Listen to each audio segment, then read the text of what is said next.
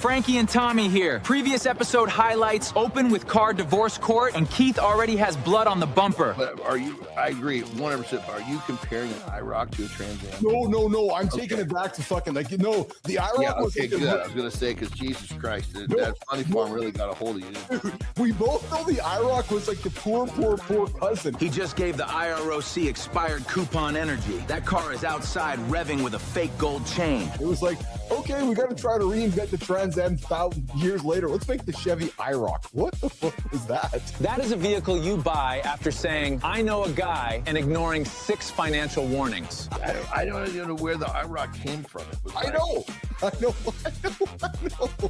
It was like Camaro, there was Chevelle, there was all these really fucking, like, cool, I guess you'd say 60s and 70s. Oh, you're right. Yeah. And where the fuck that thing came from? I think their goddamn, car designer was on a bad fucking trip or something. That designer looked at a Camaro and said, what if insecurity had T-tops? Oh, then all of a sudden, IROC. You're like, what? What is that? Dude, how was your weekend? I know you had some company. That is male friendship. Insult a car for 90 seconds, then casually open the divorce portal. How was it? It was good. A lot of relaxation, which was really nice. Oh, that's nice. Yeah, just hanging out and chatting and company and conversation, so to speak. Yeah, my buddy is unfortunately going through a separation. Separation is a word that makes every beer in the room taste like paperwork. Oh, I'm sorry. Yeah, and it just fucking hit, too. Oh, like just hit him kind of thing, like mentally, you mean? Like it was one of those, like kind of like waking up going, oh, my life is now different? That line is adult horror. One morning you own mugs together, then suddenly the mugs need lawyers. Yeah, but I mean, it all hit like fucking bam. Or I mean, it was like, not like it hit him. The whole thing just happened. Oh, no shit. So you're correct. It just hit him because it just happened. Oh, yeah. Good morning, Scrappy and Storytelling. Hey, guys, it's been a hot minute. I was definitely a Trans Am guy. That's funny. And then, yes, we got to the guy from Russia. Oh, no, it's Sullivan. I don't know if you should be admitting that, dude. I don't know. My buddy likes to fight, so we watch the fights. Did you watch it? I didn't make it up to the last one, though. Well, you didn't. You do. I only need to stay awake for 17 more seconds. But paying for 17 seconds of violence is insane. That is OnlyFans billing with gloves. What? So 17 seconds? That's so. The fight started. I put my head back on the pillow on the couch, and it was over. The couch hit him with anesthesia. He closed his eyes and missed an entire man losing consciousness. I was like, oh. Okay, that was done. Well, so remember when Rousey went when she was undefeated, she lost, right? Yes. Went into this fucking brutal depression, right? That is real terror. Losing publicly means your brain gets a microphone and absolutely no producer. Yes. And just had all sorts of trouble with, anyway. Got over it, went to the WWE, realized, okay, there's an entertainment value here. Let's just keep making money. Yeah. But when you watch her, like when she wins, it's almost like you can see this relief because, here's this female who had this side of her that was just ultra Olympic competitor. Yeah. Undefeated. Yes. Went through this brutal depression. I mean, who knows if you ever get out of something like that? Yeah. And she's she's basically poking the bear right here. The bear is not the fighter. It is the replay living rent-free and eating snacks in her head. She's like, fuck, am I going to have to go back into that place, or am I going to be able to? You can see right there, she's so happy. She doesn't have to. Awesome. Isn't that awesome? Because we get so caught up in what things look like. Well, you know what I'm curious about? Well, let's ask Brock. I'm just curious. I mean, it's if he actually did, was smart with all his money, sitting on a really fucking good position. Yeah. That's a pretty cool perspective. John is right to check the receipt. Broke wisdom and rich wisdom wear the same sunglasses. If he fucking squandered it all away and now this is position, this is a little bit of a different speech. Yeah, so Grok died on me this morning because I forgot to plug the phone in. So Grok is not with us this morning, but I'm with you that you're right. So that if this is his story now because he lost all his money, true. But if he still got all his money, this is a great story. Yeah, yes. Yeah, it was. I love the fact, no, I go to Claire's. He's like, why the fuck am I buying the big jewelry when I go to Claire's? Claire's just became Wall Street for men who forgot anniversaries until lunch. Well, but is he going to Claire's now? Well, yeah, And not going to Claire's before? Yes. That's the question we got to ask here, because I know. someone that changes their name legally to Ocho Cinco doesn't strike me as a guy who's saving all his money. I will. Well, so okay, so here we go. Machine Gun Kelly and Ask fucking you got different shit on your phone. Ask your phone, right? hold on, let's do it. You've got all these crazy fucking Yeah, things. let's ask Grok. Actually, let's hold on. I'm gonna go Grok here. Hey Grok, so did Chad Ochocinco blow all of his money, or does he still? Did he blow all of his money, or has he been quite responsible with his money? I have no idea who Shadow Chilchinko is. Shadow Chilchinko sounds like the guy who sells fake cologne outside a club called Secrets 2. Doesn't ring any bells. No, for Chad Ochocinco. NFL player. I mean, let's be honest. Who the fuck? What type of character or person do you think is gonna fucking stand inside a mouse outfit all fucking day and trade their time for money? That guy buys cigarettes, lottery tickets, regular coke. This is anybody that thinks, well, that's weird, doesn't fucking get it. That mouse outfit rant is why the previous episode deserves your time. Full show is up next. Wear emotional gloves.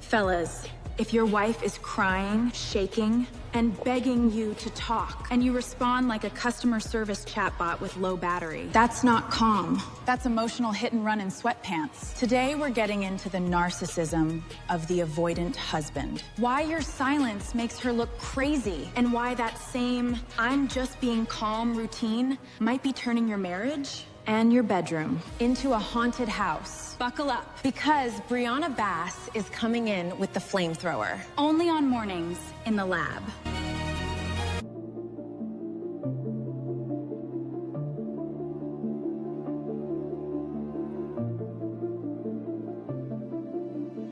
Good morning and welcome back to Mornings in the Lab with Keith Jonathan, your live morning show for real talk, motivating content, and big conversations. Come hit the like, come subscribe, and come jump into the comments. Come check into the show. Come say hello. Mornings.live over on the Mornings in the Lab Live Network. Get up, build a streak, and show us your proof that you are up.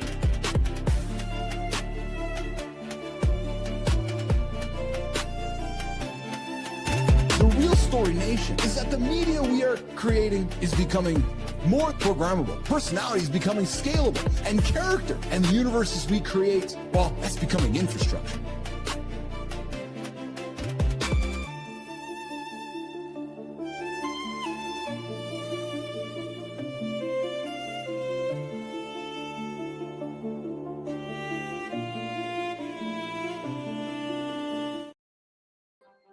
Yeah, I lost my mouse. Hey, good morning, everybody. Some men think that calm means control. Well, I'm under control right now because my mouse is gone. Jimmy, where's my mouse? No, I didn't see mice. I said mouse. Hey, but sometimes you're calm. Because men, our calm is just a fancy word for disappearing while your wife carries the whole emotional weight of the relationship like she's dragging a dead body through Costco. Well, today we're not going to let that slide because Brianna Bass is here for the big conversation, why she hates your calm, the narcissism of the avoidant husband. That conversation, it starts right now on Mornings in the Lab with Keith and Friends. But first, you know how it goes, everybody. Good morning and welcome back to Mornings in the Lab with Keith, John, and Friends, your live morning show for the generation we call X. What's going on, Whitaker? I see you out there. We all hang out, we get up, we get after it every single morning right here at 8 o'clock Eastern time for real talk, motivating content, and some entertaining conversation. But of course, it starts before us. The man of the network himself, the one man, the solo man, the dude. His name, Matt Roof.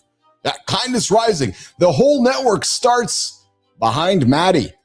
Roofy, if you weren't here, brother, I don't know who would start it all off. Thanks to Matt for kicking off the network every single morning. The Mornings in the Lab Live Authority Network every single day here. 8 o'clock, actually 7:30 with Matt Roof. And today he was digging into the Sam Altman Elon Musk trial. And, I got to appreciate Roofy, man, calling up the stuff here. That was actually a high school situation for like weeks, wasn't it, Roofy? It was just children crying. And so I was thinking about, I was listening to your show here today, and I was very not surprised that the jury made the decision that they did. Because I think deep down, like, fuck that Musk guy. Oh, sorry guys, this is an X-rated show. Yeah, so we will offend you along the way probably. But I do like what Roofy was talking about this morning on the show, because I think the jury was like, you know what, fuck that guy. He's got so much cash, he can do whatever he wants. It's like, nah, you know what, we're gonna throw it out. Anyways, if you're looking for a way to get up with some kindness, if you're looking for a way to just get up with a guy who leads the generation that we all belong to, his name's Matt Roof, 7:30 Eastern time, right here on Mornings in the Lab with Keith, John, and Friends. Coming up to the show here today, guys, Brianna Bass is joining us at the top of the hour. We're going to get into narcissism of the avoidant husband. Oh yeah, you're too calm. Oh yeah, I don't want to show you an emotion. I'm not stoic. I'm just fucking super calm. I'm just a calm man. Yeah. Hey, also standard reminders, guys, if the parents are in the room, get out. Kids, you are here. Kids, you are in the room. Parents, kick out here. Kai, I just dropped the music up for you. Kai, is the music better for you? Is that better? There you go. Much better. Yes. And listen, we got a poll.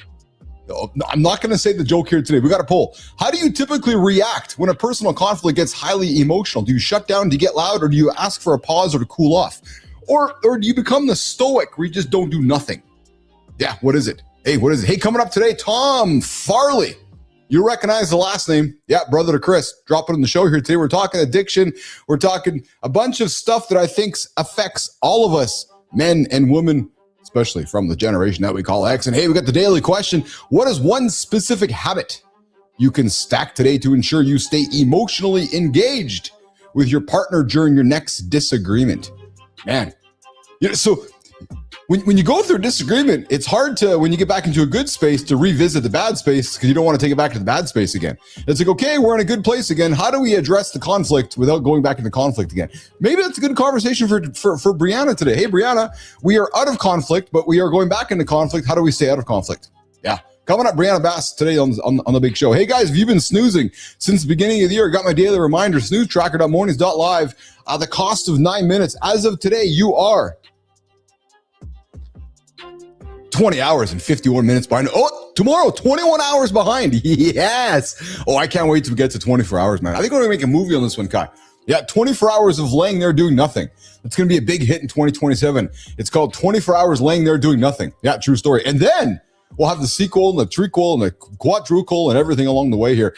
So guys, if you are looking for a daily accountability partner, somebody to help you get up and get after it every single morning, come join myself, John Anderson, and of course, Matt Roof right here on the Mornings in the Lab, the Live Authority Network. Hey, what's coming up on today's show? Guys, what's coming up on today's show? Hey, so I got some stuff that we all just kind of grew up with here. Yeah, one of them. You know the dude that found the glove? Dead. Yep. Yeah, Mark Furman passed away yesterday, 74 years old, had aggressive throat cancer. What's going on, Sullivan? Good to see you out there, brother. Typically, maybe not something we would talk about, but the fact of the matter is, nation, that name is a name we grew up with, and I suspect anybody in our generation that we call X, whoa, just about to drop the laptop over here. I suspect anybody in that generation that we call X would be familiar with that name. Yes, of course. And hey, Mark Cuban is in the news with that man in the administration for every reason that we can't believe. And that's pretty funny. We're going to have that conversation today as well. And hey, did you know that if you were in Hawaii right now, yeah, no shadows. Yeah, so it's apparently Lahaina noon. I learned that today, Lahaina noon, when Hawaii's sun makes everything float. There's no shadows, just magic. I guess it's the way that the sun hangs out in the sky there. It does not give any shadows out there, so kind of neat. Yeah, and Tom Farley is going to join us at the bottom of the hour. Chris Farley's brother from burying his hero to 25 years of recovery. Sophia Grant's going to bring us in and introduce us to the man we call Tom Farley, Chris's brother, for a conversation that goes way deeper than celebrity nostalgia. I think we all grew up with Chris. I was a huge fan of Chris Farley. Massive. Well, not his size, but his size too. Massive fan of Chris, man. And I was saddened when he passed away. Whenever that was, I don't recall, and I apologize for that. And then, of course, we got Brianna Bass joining us as she does every single Tuesday. She's going to join us for No Safe Words. And today's topic is going to punch some of us right in the nervous system. We're talking about the avoidant husband. Guys, are you avoidant? Hey, Whitaker, are you avoidant? Sully, when you're hanging out with the females, are you avoidant? We're going to talk about the man who shuts down because he goes silent and refuses to engage. I will tell you, I've gone through some of those periods in my life where I'm like, I'm not talking. I'm like, fuck it. I'm not saying nothing. I'm just not saying nothing. And they're like, nah. And then I quickly realized that, no, that's not good. And then I just wore my emotions on my sleeve. But I'll tell you, that's something I've had to learn. I've had to learn that in my life. And, the idea of allowing emotion. Yeah, true story. And hey, my monologue today, morning television is dead. Yep, it's dead. Look at the stats. But morning media is not. No, Morning Focus. I'm going to talk about the death of traditional morning TV and why the morning ritual itself, I believe, is far from dead. I know you, Whitaker. You are engaging. You are a communicator. You are a massive communicator, Dwayne. And that's one thing that I think that every relationship could do probably a much better job of, which is communicate, over-communicate, so we don't have to get into the narcissism of the avoidant husband, or perhaps even the narcissism of the avoidant wife. Listen, it takes two to tango. So there we go. All right, Jimmy, you know what's coming up next? I know you got a button to press there, and I know that button has... there we go, Sully. Yes, he passed in, 97. That's what it was. I took my 6-year-old brother to see his Black Sheep, him in a theater not too long ago there. What's going on, Anusha Telukadar. I'm from Bangladesh. Good morning, Anisha Telukadar. Welcome to Mornings in the Lab with Keith, John, and friends. 97, holy smokes. What is that, 97, 07, 17, 20, fuck, almost 30 years ago. Dude, Sully, you're making me feel old right now. Well, listen. Hey, Jimmy, you got a button that says loop on it? Because I think we should get into the show. Because the show goes like this. The morning loop, it starts right now. Good morning, nation. Quick check. Who woke up today thinking they finally understood women? If your hand went up, put it down. That's how male disasters get funded. I thought calm was safe. Don't yell. Don't panic. Don't make weird chair noises. Nation, be honest. Except for you, Dwayne. How many men use calm as a hiding place? See, that question needs paperwork. Now my calm has witnesses and a court date. Brianna's breaking that down later. Morning loop starts now, before Preston testifies against himself.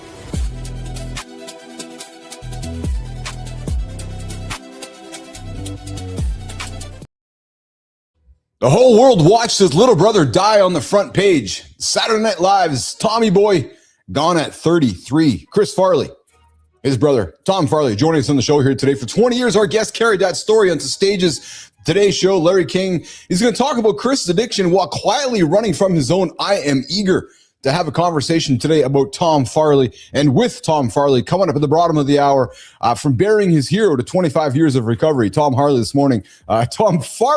this morning on Mornings in the Lab with Keith, John, and friends. I see Johnny coming here in the distance. He'll be here in a few moments. You guys see him in the warm-up this morning. John Anderson kicked it off here. And hey, guys, you know how I see him there. Oh, Jimmy, I see he's arriving. I saw him working out this morning. Jimmy, let's bring the dog in himself.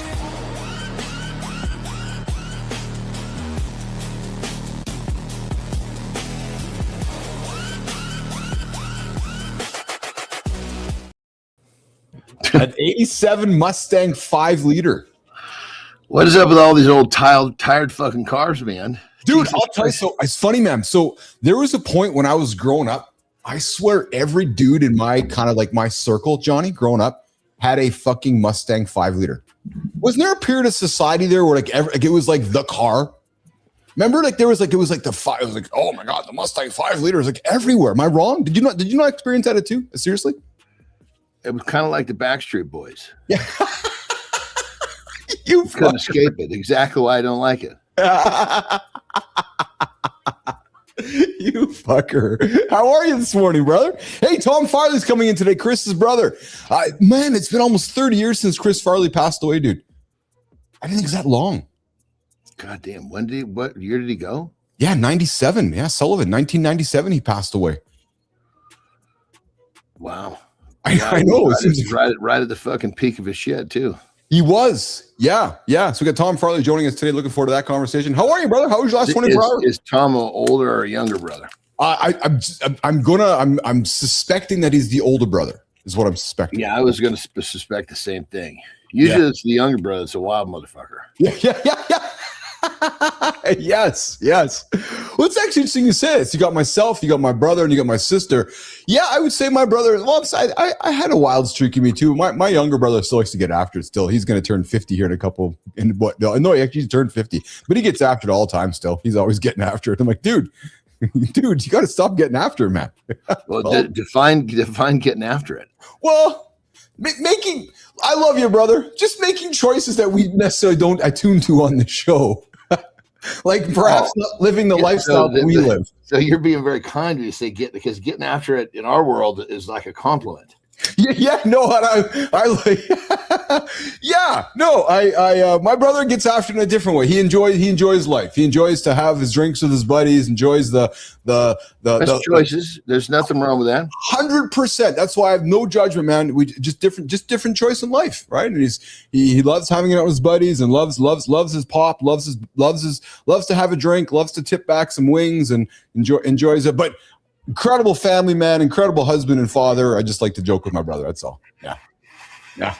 You know how it goes. How are you? How was your 24? 22, I should say. It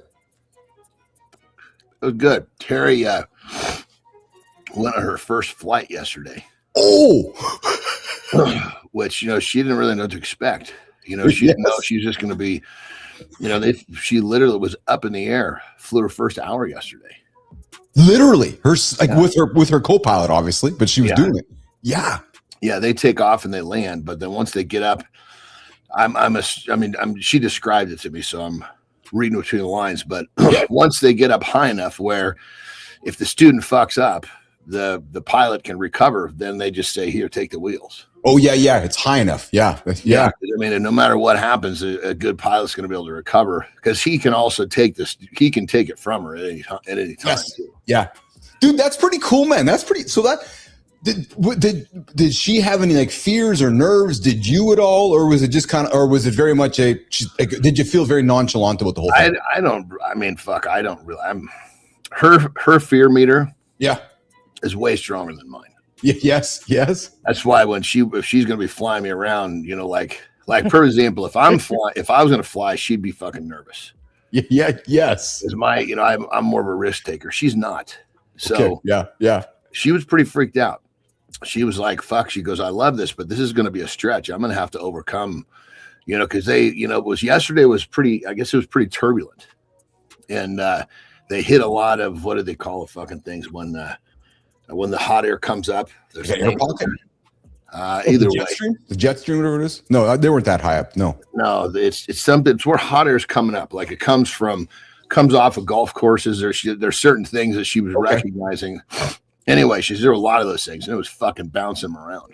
Oh yeah. So she said the turbulence was brutal, but it was just the day. I was like, honey, just remember, we're going to be fair weather fucking flyers. If it's windy like this, we're not going to the fucking plane. We're going to the goddamn car. So I'm curious. So did she spend some time? So I'm making some assumptions here. I'm assuming she has already spent some time like in a simulator or practicing or doing like studying, testing. No, like first day on the plane. I mean, this is all a fucking. I mean, I think she thought what you thought. Yes. She's like, she called me. She's like, "Fuck, honey, I flew today."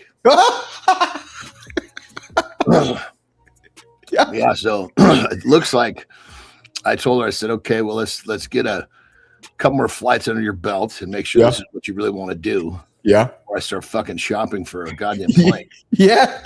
But it's actually interesting because her flight instructor, from the research that we did, we actually got some interesting information, a little different from her instructor. So, because a certain type of plane, it's a Cessna 172, is like a starter plane. Yeah. Right? Yeah. But the instructor was saying that, it's a starter plane, but it's at the same time, the one we like a little better is called a Piper Cherokee.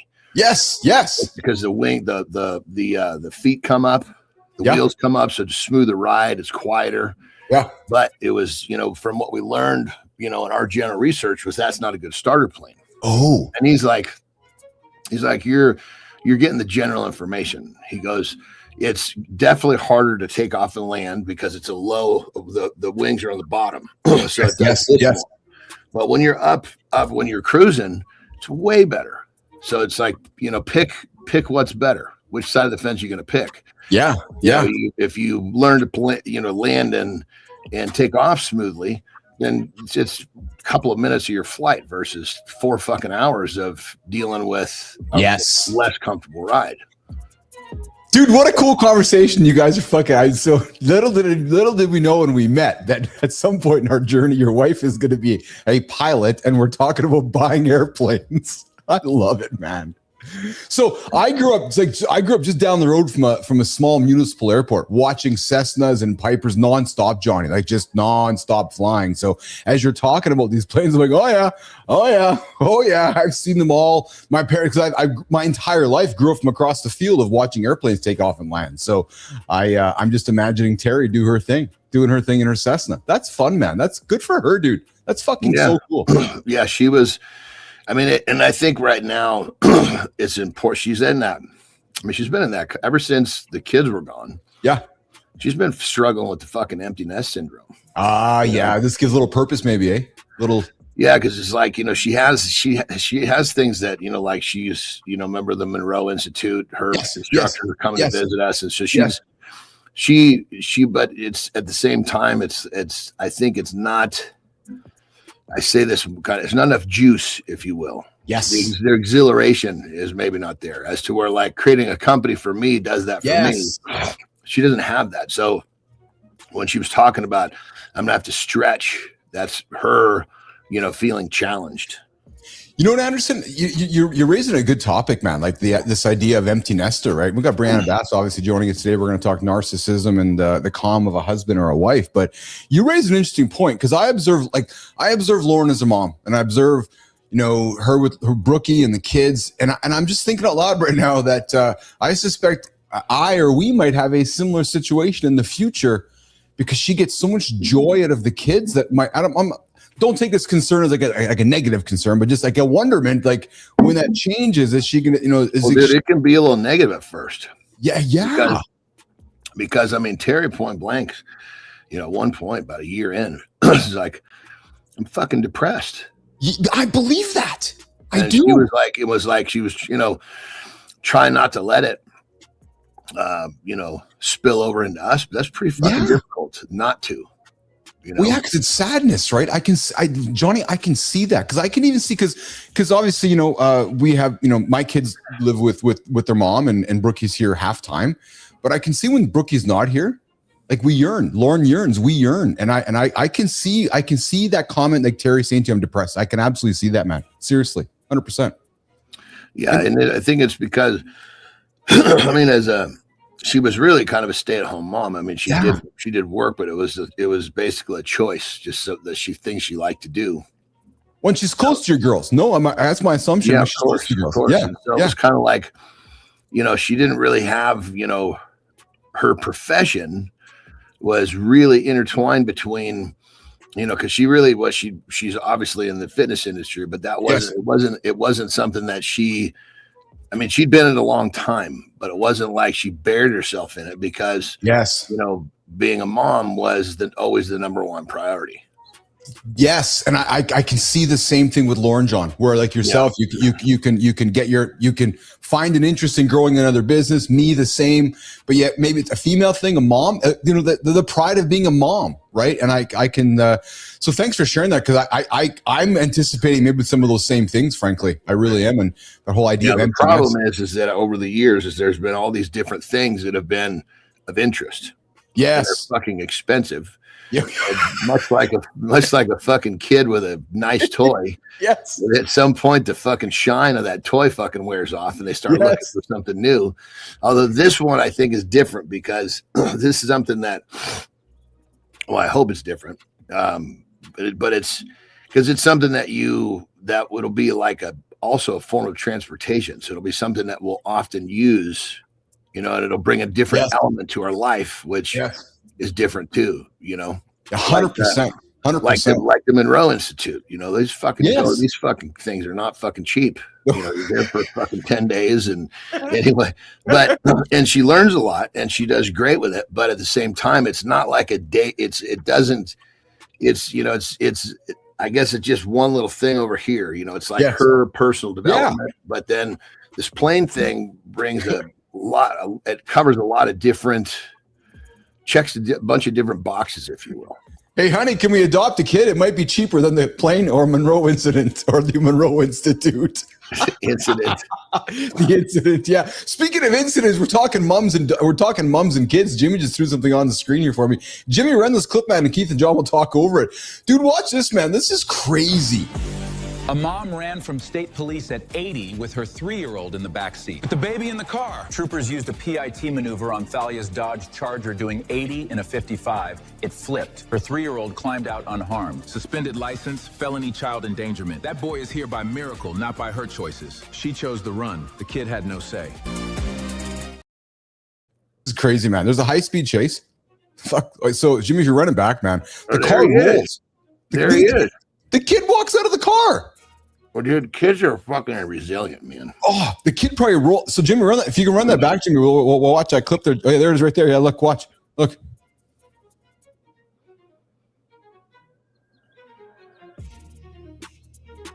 And sure enough, rolls over, and then they're.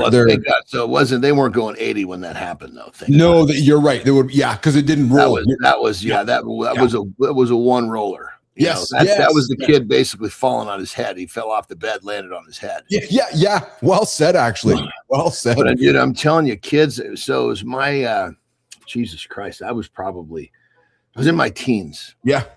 And it was back when it was in high school. Yeah. Early high school, and this house we lived on the river had the living room there was a loft above the living room. Yeah. And it was fucking huge. The loft was probably easy 13, 14 feet up because it was a really big room. Okay. Yeah. One of my nephews, basically, I don't know who, it was my niece was supposed to be watching him. Obviously, she wasn't quite old enough to keep the attention span there. He climbed up these fucking steps, went up on this loft, and fucking fell through. What? Fell through the fucking the goddamn railing. Jeez, so we obviously had more fucking slats on that railing immediately. But dude, this little guy, I swear to God, I was sitting there on the phone. Yeah. And I remember hearing this fucking weird sound, and I looked up. And it was literally him fucking falling. He was like, he basically was going through it. He caught, what I heard was he went through, but somehow with his hand, he caught himself and was like fucking hanging by one hand from this fucking railing. And it was just a split second because I look up and I kind of see him fall into place. And I'm like, I remember dropping the fucking phone and I'm going, and he just goes, boom. He lands right on his belly, dude. Listen, he bounced an easy 18 inches up in the air. And then just gets up. Kids, man, I'm telling you. And there was nothing wrong with him. Yeah, that's what I mean. They just get up. Just get up and do their thing. Speaking of getting up, Tom Farley, Chris Farley's brother from Bering, is here to 25 years of recovery. Tom's going to join us in a few minutes. I see him there in the green room, eager to have a great conversation with Tom Farley coming up in a few moments. Johnny, got a few things for us this morning. Before we get him here, I got to take a piss this morning. Yeah, you do that. I got a couple things for you. First of all, I'll go when we're transitioning. Yeah. I got a couple things for you. Hey, so remember the guy that found the glove? Yeah, the glove, the big glove that we grew up with. There's a one glove that it didn't fit the guy's hand, and then he got OJ. Yeah, well, the guy who found it, you knew it too. You knew it's fun. You just. I thought you were talking. I thought you were talking about the fucking. They found the glove from that. Frickin', the robbery, the jewelry robbery. Or oh yeah, it's funny because when you said wouldn't fit, everybody fucking knows that. It's fucking hilarious. Well, the guy who found the glove, he died yesterday. Mark Furman, 74. And again, I'm not here to celebrate. Just this is a show for Gen X men and women and our generation. We grew. That name was part of culture for such a long time. Like, I mean, forever. He was a police officer, wasn't he? He was, yeah. LAP detective. Yeah, he's the guy who found the glove. And I remember when he was diagnosed with throat cancer, but passed yesterday, 74 years old. So, yeah, that's a name of infamy that will last forever. Speaking of names, so Johnny, I had to put this one on the table too, man, because you know how much I love the storytelling of this sports entertainment thing. Well, hey, I guess I was wrong. I said 2 months ago he retired. Well, he's back. Brock Lesnar returned last night, and he's not retired. Jimmy, I think you got a clip here, Jimmy. Let's run this clip, man. Brock left his boots in the ring, filed the papers, then walked back in like nothing happened. Man said retirement and meant vacation. Brock lost to Oba at WrestleMania, retired, then came back on Raw and destroyed him. How many men over 30 retire their goals the same way? Leave the boots, walk away, call it done. Most of them never come back. The real question is whether you're done or just scared to go again. Lace the boots back up. We're getting into it. I only bring this up because I love the storytelling of this sport. You know what? I talk about it. I talk with you all the time because you were in it, and I know I'm a bigger fan of it than you are. But I love the storytelling, brother. And the month ago he was done. He was retired, filing retirement papers, and the work, man. The work has been awesome, Johnny. Like this whole thing has been a work, and it's fucking the way they're delivering it is awesome. It's awesome, man. And as a storyteller, like myself, as just purely a storyteller, I don't care about I thought it's been what a great execution of a story, man. Seriously. Yeah.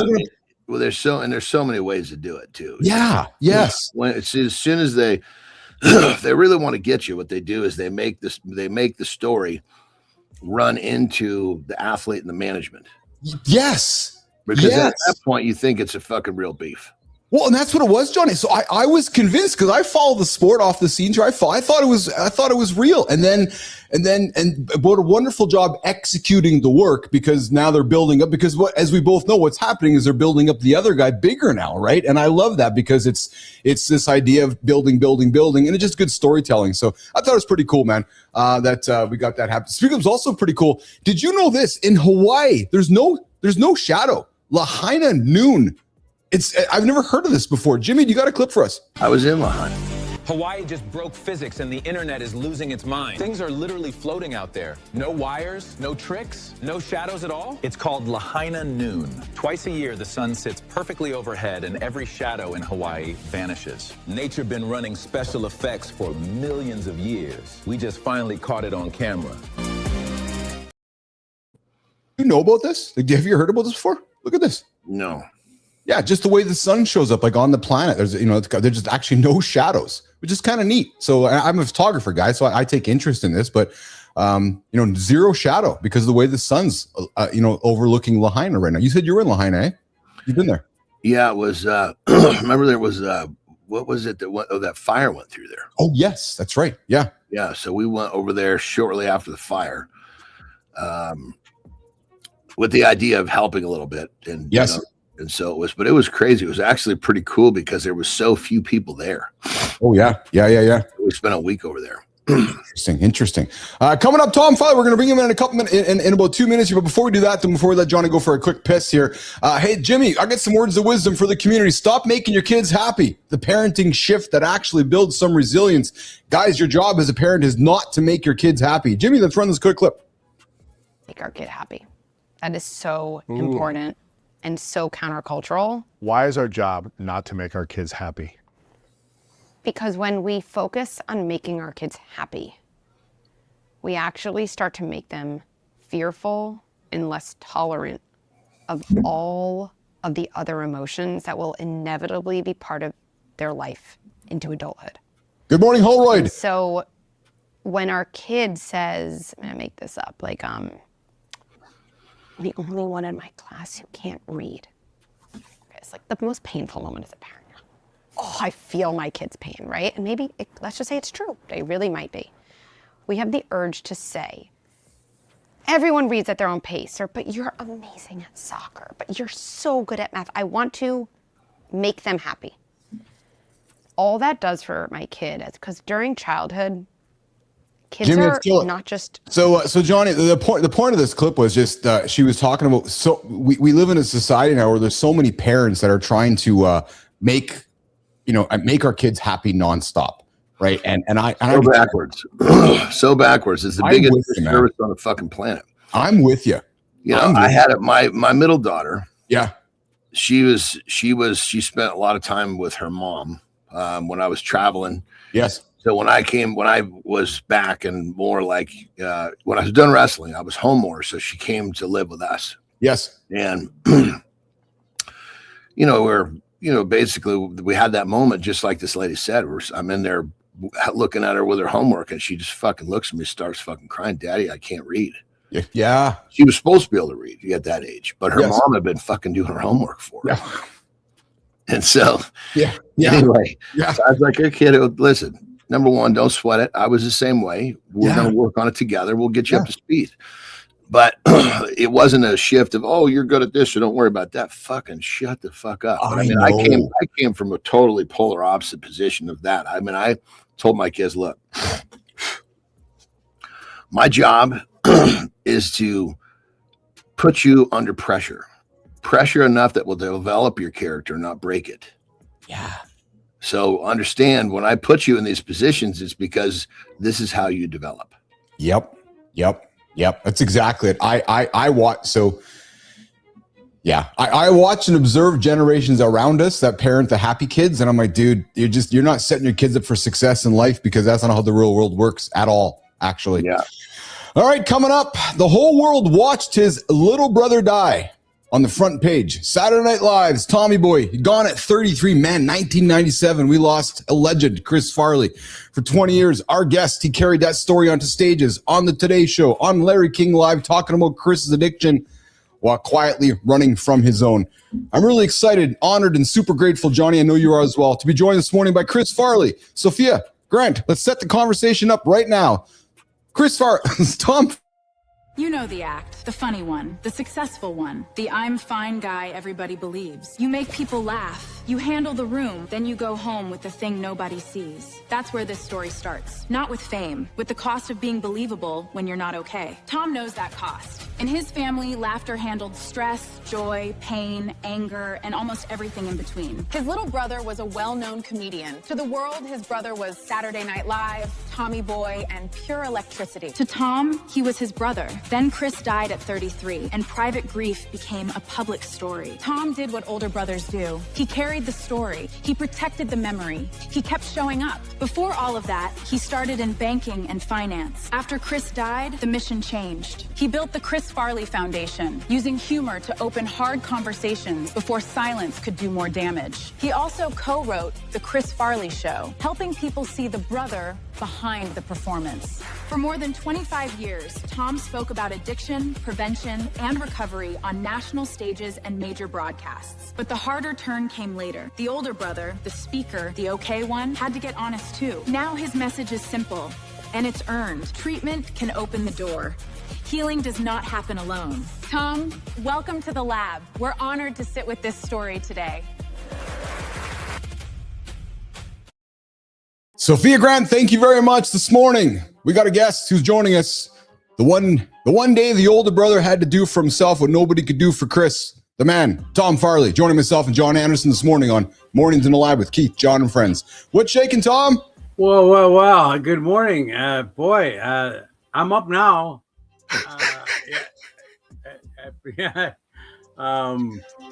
This is gonna be fun. You know, you didn't know what you were getting into, did you, bro? You had no idea what you were getting into. And I'm glad I had to sit in the green room watching for a little bit. And I'm like, okay, I'm good.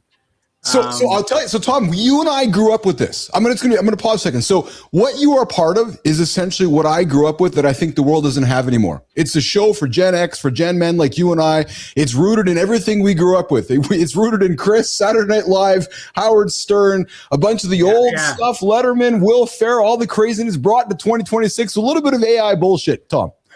That's the first thing I noticed was like AI really is making me look good these days. So I'm loving it. Yeah, this is like I've never looked better. So thank you. The only thing I'm really missing out is I really only have one vice left, and that's my cigars. And I'm looking at John's with a cigar. I'm like, I don't need coffee. That's what I need. So Tom, let's set it up, brother. Where are you joining me from today? You joining from California? No, I'm in Madison, Wisconsin, where we at the home base. Oh, wow. We all grew up, yeah. Yeah, wow. Well, thanks for joining us this morning. I'm really, really grateful for our conversation here today. So let's get into it. So this whole conversation, it can't be about Chris. Let's get into this one. Let's go into the brutal moment in your story where the family could make addiction Chris's problem because he was the loudest, but perhaps it's the family problem, Tom Farley. Oh, absolutely. The thing is, like, we grew up, we're Irish, and we lived in Wisconsin. So, drinking in those environments is so normative, so we just thought, like, this is what everyone does. And, then I kind of went out east, to school and to live after college. I didn't think I stuck out, but I'm being told now that yes, I absolutely did stuck out with my drinking. But when I would come home, and as Chris was, his career was taking off, but so was his addiction, and my family didn't know. They knew how to handle the celebrity much better, because that was just it. The beautiful thing about that was as famous as Chris got, to us, he was still just Chris. Yes. So that didn't change us at all. But when the addiction started to ramp up, that's when we closed, like, hey, that's not, we're all funny. He's just a little bit more funnier than us. But like when it was like he's got an addiction, but so do we. We're like, we separated. We're like, no. So, and we get into this whole kind of we need to help Chris, but we don't want to be honest about our own. Oh yes, your own mirrors. So Johnny can relate, Tom. So John has been on his own battle of addiction, and he's talks about it openly on the show here. John, let's jump into it, man. The idea of a family and just addiction itself. John Anderson. Yeah, I mean, with in my situation, obviously, I had Terry and my kids. There wasn't really I was the leader of the household when I was in that position, not the other way around. So, it was a little bit of a different dynamic. But I mean, if I had,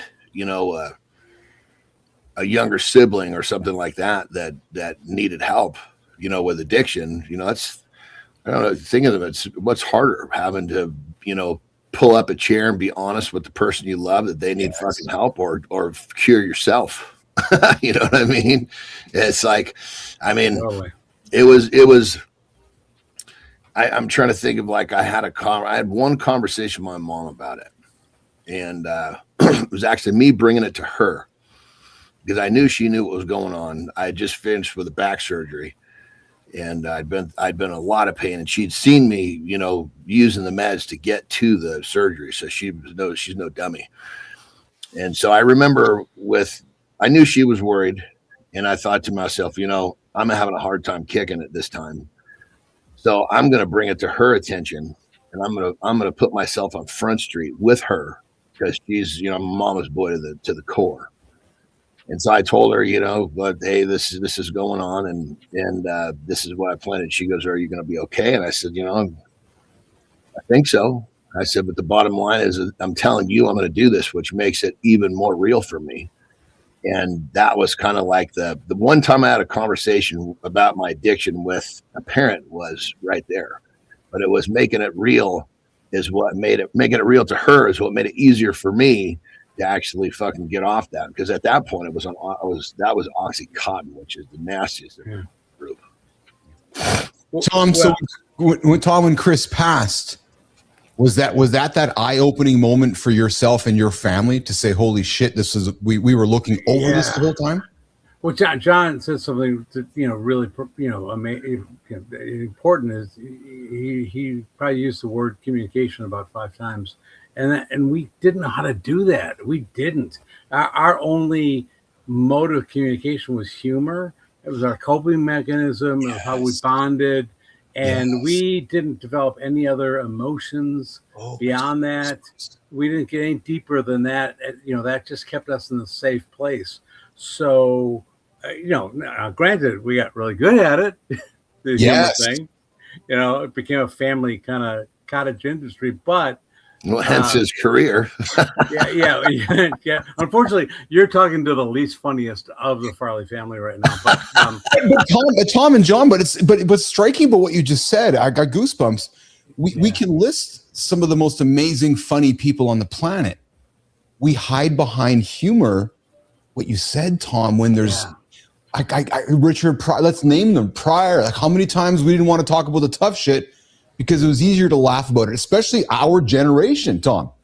Oh, totally. And what's really interesting is my brothers all, learned comedy through Second City in Chicago in improv, and this concept of the ensemble where you're all together and everyone brings their own strengths and weaknesses and everyone matters. And your first ensemble is your family. And we didn't act like that. We didn't act like, whatever. You should be able to bring the best ensembles are the ones where you allow everyone to come in with all their otherness, all their weirdness, and that's what makes the ensemble better. But we were trying to create this image to the world like this is the Farleys. We're the Farleys, and and unfortunately, when somebody doesn't meet that, that look and feel, they're written out of the family, narrative. Well, another thing too that I have to imagine, like when looking at your brother or looking at some of these other guys that, were so good at what they did with comedy or whatever it is, I can put myself, I can relate because when I was when I was wrestling, when I was addicted to these pills, in my mind, I was better. I wasn't, I can only imagine you think, I got to be really funny now. I better get extra fucked up. Yes. I mean, as to where I can remember multiple times getting off a fucking plane, getting in, in Tokyo, knowing I had to give a press conference the next morning. And I wasn't thinking about getting a good night's sleep. I was making sure I had the fucking cocktail of pills I needed for the morning to make sure I was loosened up to go stand in front of the fucking press. Well, and then John and Tom, and I got to imagine, and Tom brought up the word of ensemble. So John, when you were wrestling, there's like an ensemble there, and then the comedy. So to Tom's point, we all got to be better. So if I'm struggling, I got to get some pills from Johnny. And if I'm going to go to the comedy night with Tom and I'm having a rough night, hey Tom, can I get a drink? Tom gives me a drink. It loosens me up. And when you think a substance is a performance enhancer, it's real fucking easy to justify doing it. Well, totally. When that's what you do. Here's the way I look at it. For me, and I obviously was true for Chris, is that we could be in the middle of a room or a bar, if I'm honest, in the middle of a bar, surrounded by people, center of attention, making everyone laugh, and not feel more like we're standing on the surface of the moon. It's like I'm giving everyone what they want of me. Yes. Who they think I should be, and I'm getting connection, but this hollow feeling because they don't see me, they don't know me, and the only way I knew how to deal with that was to numb it, to drown it, to drink, and that's what we do. We like, if this is what the world wants of me, I'll give it, but it's not me. You know, why is no one seeing me? That in itself is an entirely different conversation, because I always say on this show, I welcome people to judge the book by its cover. Come judge Keith, come judge John, and then grab a headline and be offended by it. Come spend some actual time with us and get to know who we are as people, right? Because we're going to offend you. I guarantee you along the way with something we say, but we talk for 10 fucking 20 hours a week. You get to know us as humans outside of the sunglasses and the hats, and you can see who. So I hear your point, right? When you're on stage, you're something what the audience wants you to be. Yeah, as a matter of fact, I love it. You know, it's kind of the same thing, but I want people to judge the book by its cover, so they and then show them something completely different and have them go, whoa, I didn't see that at all. I'm like, yeah, you didn't. You're just looking at the cover. Yeah. We're hanging out with Tom Farley this morning on Mornings Live with Keith, John, and friends. And guys, Tom, you weren't expecting this. Well, but real quick, I want just on that level, I just want to say, you know, when you get really fucking good at something, you know, a lot of times it gets really fucking lonely. Oh my gosh, yeah. And so, you know, that's another driver too, is it's like, you know, that when you get really good at something, that's who you're expected to be. You can go and what, just following your train of thought, you be that person, but you're kind of on an island being that person. Yes. Oh yeah, totally. For me, like I can't even go through, you know, an airport without a smile. Like I gotta have a smile. I gotta be Mr. Person, because I'm always afraid of, like, people are like, that's Chris Farley's brother? No way, that guy's a jerk. I'm like, and I can't be the jerk. If I want to be a jerk, like, I can't, because I gotta be somebody's brother. Yes. And I was like, yeah, he's not, no way. Or he's smart. That's not Chris's brother. I'm like, well, Chris is pretty smart too. So Tom, let's talk about that. You brought it up. There must have been, I suspect there has been a time in your life where it's like, fuck that, I'm Tom Farley. Yes, I'm Chris' brother, but I'm Tom. I'm not Chris. I don't want, you know, and I got to think there's been a point in your life where you try to separate yourself from that. Oh, well, thanks for recovery gave me that, the tools to do that. You know, before, all these years I was, you know, doing a lot of good work, you know, with the Chris Farley Foundation and writing the book, but telling somebody else's story. Yeah. Somebody else's addiction. Yes. You know, and great. When I started to share and be vulnerable and be rigorously honest and humble and grateful myself. Yes. All of a sudden I got the connection I was always trying so hard to find, and I was now I'm just trying to be my authentic self, and like, where do those people come from? You know, it's because I'm not a threat anymore. I was trying to be this person the world wanted me to be, but in order to do that, I had to control everyone else. My family had to be a certain way. My employers had to give me that job, not the one I have. You know, you don't understand what I have to be. Yeah. And you know, it just what a gift it was. Chris is still part of that story and still part of my life, but I'm no longer. I used to joke. I used to, you know, introduced as, this is Tom Farley, brother of Chris Farley, who died of drug overdose. That was my full name. Now I just get to be Tom. Yeah, just Tom. You're hanging out with Just Gets to Be Tom. Tom Farley myself and John Anderson this morning on Mornings Live to Keith, John, and friends. Johnny, you know, so Tom didn't know this. He didn't know what he was getting into this morning, and I found some video of Tom driving yesterday in Madison, Wisconsin. Tom, I got to tell you, man, I like to have fun with my guests. Tom, so listen, Tom, when you're driving, you're supposed to go down the one lane, not in and out of traffic, Tom. So listen, when you're driving, so you don't go in and out of the cones, Tom. Is that how everybody in Madison drives, Tom? Like, you don't go. No. Well, as I said, I lived 17 years in New York, so I brought my New York driving with me back to my home state. So I have an excuse. I was wondering, I'm thinking, is Tom going to get here today because he's taking his time driving through the pylons in Madison, Wisconsin? It was a good song. It was a good song. Hey, Tom, recovery.com's positioning. What a name, by the way. Recovery.com's positioning is built around no hotline or referral fees. People connect directly to the facility, not through a call center. So why does that matter in an industry where families already feel confused, vulnerable, and maybe a little hunted? They can directly connect to recovery.com. Tom. Well, not only that, but so anyway, more and more people are going to the internet to seek help. Yes. And it's a dark place. Yes. Who knew? The internet's a scary place. So we wanted to break down that barrier, and a lot of people coming into treatment and recovery are told to. They're pushed into treatment. They're told by a doctor, family, whatever, and they say, "Oh, okay," but it's mostly to make somebody happy or not lose a job. So recovery.com with all not just matches you up to what you need, but also gives you like. Own this problem. Get some agency and say, yes. like, you know what, I'm gonna do this because I want to, and you won't have hopefully the relapses that happen all the time. But referrals, finding treatment usually based on who's got an open bed and what network insurance are you in and what's your insurance situation, which is a horrible way to find the treatment that you need because it's unique to everyone's got a different journey. Yeah. Tom's hanging out with myself and John this morning at Mornings Lab with Keith, John, and friends. Hey, Tom, what would you say to a man right now who's taken his whole life and used humor to get through everything?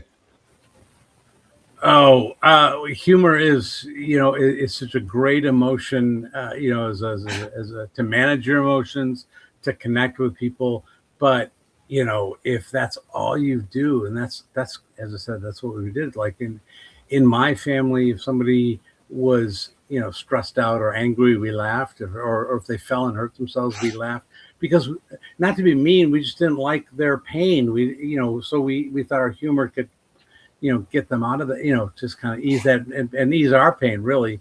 And that's not a connection. You're just trying to just soothe the bad feelings, but we're human, and that bad feelings kind of comes with the we come out of the box with that. So we need to what I say is like vulnerability is hard, but then it's not. It's hard at first and a little painful, but then all of a sudden you realize you're not alone, and other people feel the same way, and so you don't get that out of humor. Yeah. And not only that, but like there's a great quote from Maya Angelou that said once that only equals laugh together. If it's unbalanced, if you're laughing at yourself or you're laughing at somebody else, that's not real humor. Only two people that are truly equal laughing together. And the beautiful thing about that is when that happens, the door opens to joy. Oh, I like that. Yeah. It's interesting to hear you say that because that's also a contradiction to the ensemble comment you made too, and you can see how that gets into that. You create a group of people and you start feeding each other. It's all positive, all building, all. Yeah. It's not. It's all that yes and kind of. Yeah. And if everyone is contributing to 100%, that's got to be applauded. But if you just, I always contrast that with teams, which are everyone's got a role, everyone's got a purpose. But the best teams are the ones that built the ensemble first. I mean, just think of that. Like an army, everyone has a role. Yes. But it's an ensemble. It's such connection. Building that wrestling is probably the same way. Everyone's got a role, but behind the scenes, there's just such a bond. Such a, and if you just think in terms of teams, then it's easy to just kind of evaluate people by talent alone. Hey, John, a question for both you guys, actually. Johnny, what do you think what's the biggest misunderstanding about recovery for folks? Like, do you think for a normal guy like myself who hasn't been in your situation, John, what do you think it would be my biggest misunderstanding about recovery? Is that a fair question? I mean, when it comes down to it, I honestly, I don't really know how to answer that. Yeah. 2 reasons. Yeah. Number one, because when I was able to get myself out of a few jams with these heavy fucking narcotics. Yes. I've stepped away from 2 of the big boys. I mean, in terms of, Oxycontin being one. There's no painkiller more powerful. Oh, I know. And you talk about I was on that shit they had to step me down so I wouldn't have a fucking seizure. I was taking so much of this shit. But anyway, what I'm getting at is I've always been able to do it myself when, like, most of the time, you need help with this. But that to me is my trigger. I'm not like everyone else. Oh, yeah. So I hang on that. I'm not so weak that I need to go check myself in. I will how many times I put myself in my fucking bedroom. I told Terry, look, I'm not coming out for a couple of days. I'm going to go suffer and fucking get past the worst part of this and just fucking deal with it. Just start chewing on the fucking shit sandwiches that I'd created for myself. So I don't know how to answer that question in terms of the average of the norm, because I never put myself in that position. But I will say this, whether it's me or anybody else, if you don't fucking admit to yourself that you've got the fucking problem, the whole process is never going to start. Well, that's one thing. So Tom, so Tom John was a guest on my show a couple years back, and now we hang out and we're partners in growing this thing. But I told him, I said, you really need some entertainment on this show. Jesus Christ. I said, what are you doing by yourself here? You see, my man here even picked that out. I didn't even have to finish my sentence. but Tom, I've been really struck. Saw that right away. Hold on a second. Jimmy, put Tom back in that car again, driving through the fucking driving through the pylon. He's an honest man. Come on. But Tom, I'll tell you, I've been really struck by John's honesty about his struggles going through that addiction.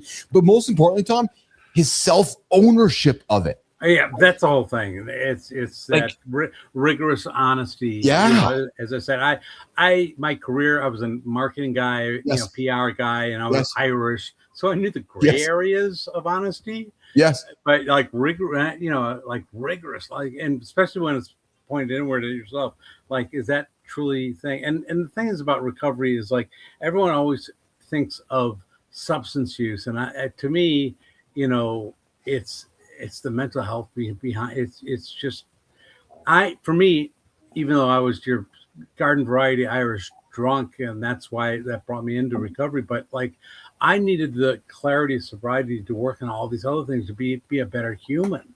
And that's kind of what recovery to me is. Not sobriety or just being substance free. It's really how are you being a better human? How are you connecting with people?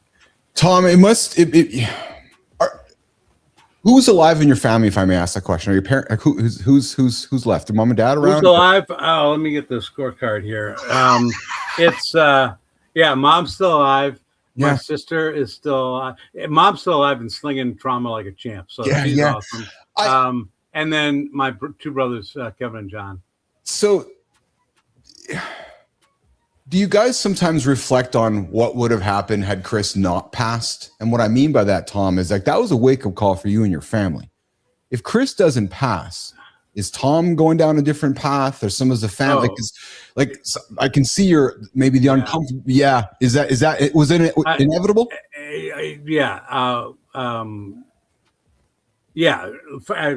First of all, one of the first things I realized, when Chris died, was that I needed to talk about it, which is a very un-Irish, very un-Midwestern kind of thing. We buried those emotions. So I'm like, I need to talk about it.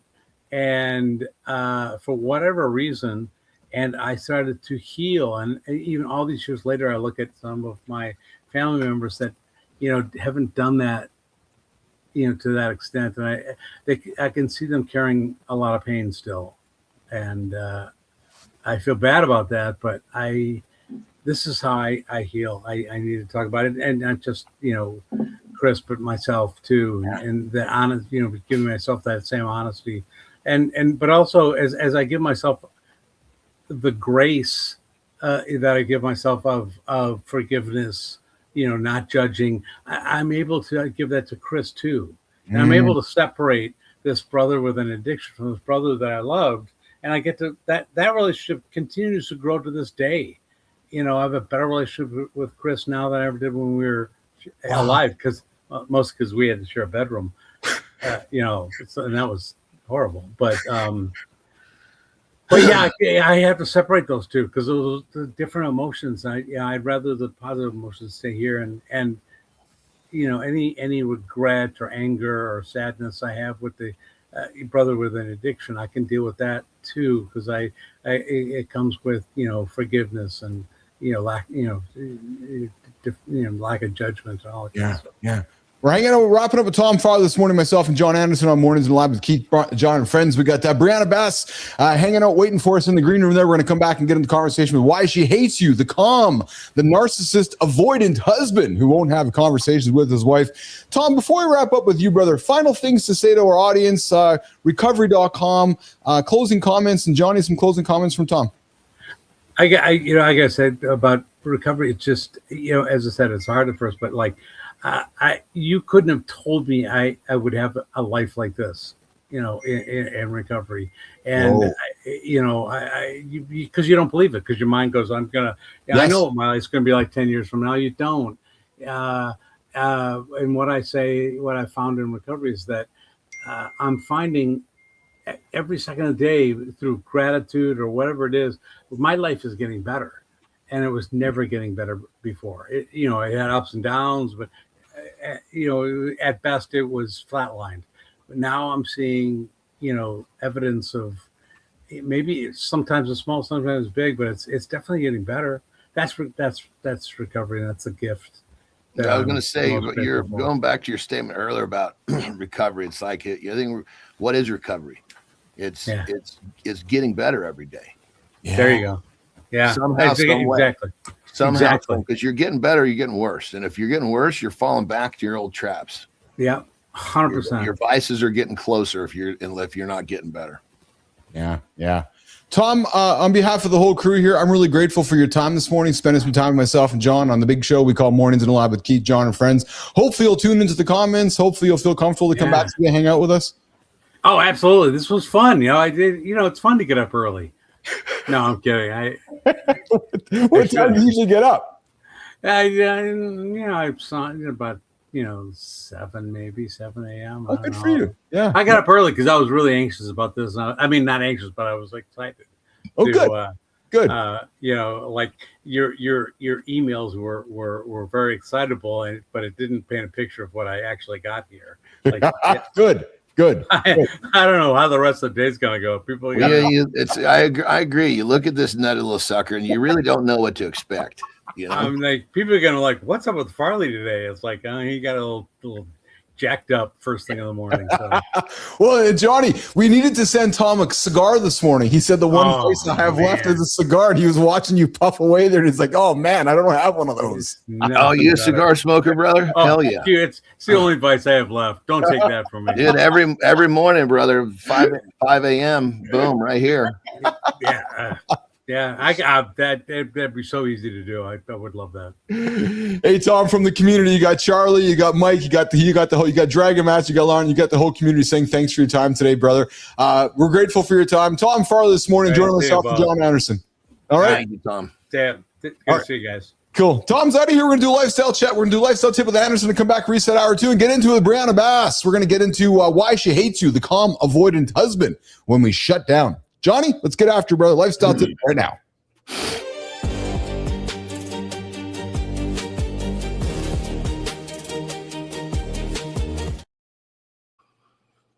All right, lifestyle tip. And remember, we've been focusing on posing questions for you guys to ask yourselves. Hopefully it will help you, I guess, understand more about yourself, which will help you with everything you do.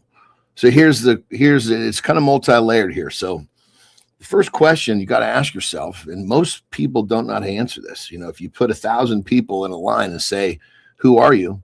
They're going to tell you what they do. I'm a plumber. I'm a this. I'm a that. I'm a stockbroker. No, that's what you do. Who are you? Different question. Most people don't know.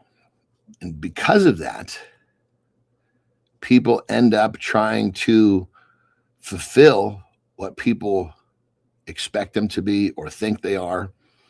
So if you don't know who you are, you're really missing a big chunk of this whole fucking drill. If you know who you are, then you can actually honor whatever that is.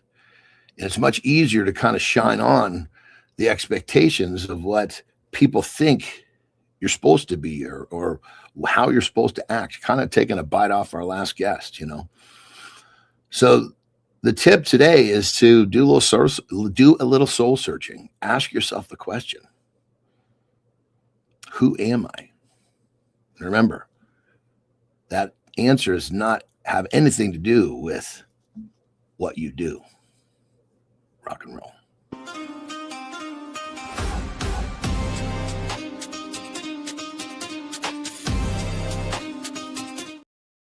Good morning. Welcome back to Mornings in the Lab with Key John. Friends, we just wrapped up with Tom Farley, the brother of Chris. We talked recovery. Coming up right now, Brianna Bass, why she hates your calm, the narcissistic husband who's got no emotion. You are listening to The Big Show for every generation out there, but especially the generation we call Generation X. Good morning and welcome back to The Big Show we call Mornings in the Lab. Let's get that conversation started on the deep dive. Yep. No safe words. That calm voice you're proud of, sometimes it's not peace, it's a shutdown button. Men call it stoic, women experience it like abandonment. Then he's confused why the house is icy. You're not logical, you're refusing to engage, so she spirals and you get to label her the problem. The calm alpha act is wild. It's like saying, I'm mature while emotionally ghosting your wife in real time. Stow-swallowing can spike her nervous system. Your blank face reads like danger, not leadership. So if your calm makes her look crazy, are you actually calm or just controlling the whole fight without raising your voice?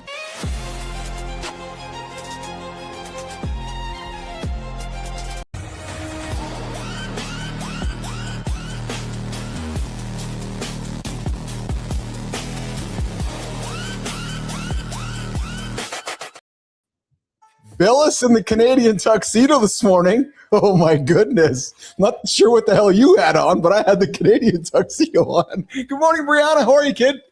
Oh, I'm doing great. Yeah, we had that 80s hair. I see that. Absolutely. You had the 80s hair. Okay, I was excited to have this chat with you because I'm suspecting this is a common theme in your practice, which is argument happening with the husband and wife or the two partners, and the woman is being emotional and expressing herself, and the man is listening, and then shut down. And not being stoic, I can see you nodding, shut down. Brianna, why do men shut down, become the avoidant husband, and we just put the wall up and we don't want to engage?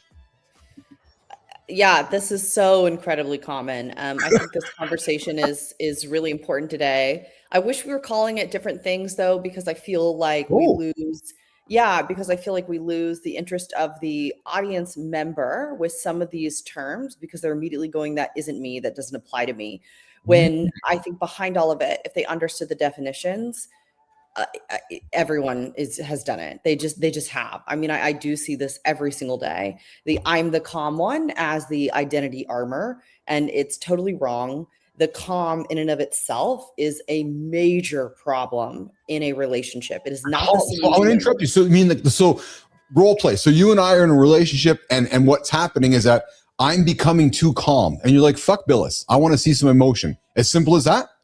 Yeah, it is as simple as that, right? So essentially, there's a fight, yes. and and she's escalating, let's say, or she's getting louder or Yes, more yes, expressive, yes. getting more upset, whatever that looks like. Yes. And he's calm, right? He's not raising his voice, or maybe he decides to bring it back down. Yes. He's not reacting. And so therefore he's being the reasonable one. He's being the adult in the room. Yes. He's being the one that's like between the two, right? He's the less crazy one for sure, right? And he walks away from that fight genuinely believing that he was the bigger person, the bigger man. Yeah, and trying to slow it down and trying to slow it down. Yes. Right. And that calm, really proved something about him. And I have to teach couples that that is just as toxic, if not actually more. Actually, in a personal opinion, I would say more than the one who's getting bigger and fighting for things and getting escalated and raising their voice. Both are awful, but I would actually say that one is probably worse. This is fascinating, because then what you're going, then I'm suspect where you're taking me then is that you as the therapist in between the couple wants to teach the couple, I'm just suspecting here, how to engage in an emotional state, how to communicate an emotional state while being respectful, not run away, keep it online. Because I was thinking that, okay, I want to be the good person. I want to be the one who's, I see you shaking your head. I want to be the one who's taking the high road. You're like, no, you don't want to. You want to engage right now. She wants you to engage right now. Absolutely. All you're doing by getting quote calm or misusing the term stoic, is creating an environment in which somebody live in the moment is further convinced by evidence sitting in front of them that you don't care about them, you don't care about the fight, the circumstance, and you are there to win and not to actually resolve, right? And whenever you weaponize her reactions against her, you're going, look, she's the unhinged one. I get couples that sit down and are like, yeah, listen to her go off for 20 minutes about, she's upset about XYZ, and the male will just sit there, look at me. I'm such a good boy. I'm such a good boy. And I absolutely have to crack that and say, so wait a minute, let me slow this down. What happens when she's coming to you and she's expressing something? So to get this straight, you're getting incredibly calm, incredibly reserved, checked out, responding very intermittently. So then what does she do? And every time it's the exact same thing. Well, she gets bigger. She gets more outlandish. Yes. She gets more angry, right? Because this person is desperate to get a response. They are desperate to not be completely alone in this argument in this attempt at resolution. Because for the fighter, that's what they think they're doing, even as they're yelling. It is still passion. It's still an attempt at being seen, heard, and understood. It is a repair attempt, believe it or not, although totally mishandled. So when you are absent in that, it's just it's just adding incredible gas to a fire. Good morning, JR. John, you strike me as somebody who, and I'm not accusing you, but you strike me as somebody who would go remarkably calm. It's a really interesting topic, especially the way that I was explaining it, because when I was kind of learning, I mean, it's a freaking dance. I mean, you got to learn how to kind of fit in with your partner, so to speak, And so, Terry admittedly is a hothead. So she's reactive and she goes off. And so I had to find, I did, and in many cases, I've done exactly what Brianna just explained. Oh, me too. Because I'm trying to figure if I come down, it's going to pull her down. But it has to be done in a way where she realizes that I'm here.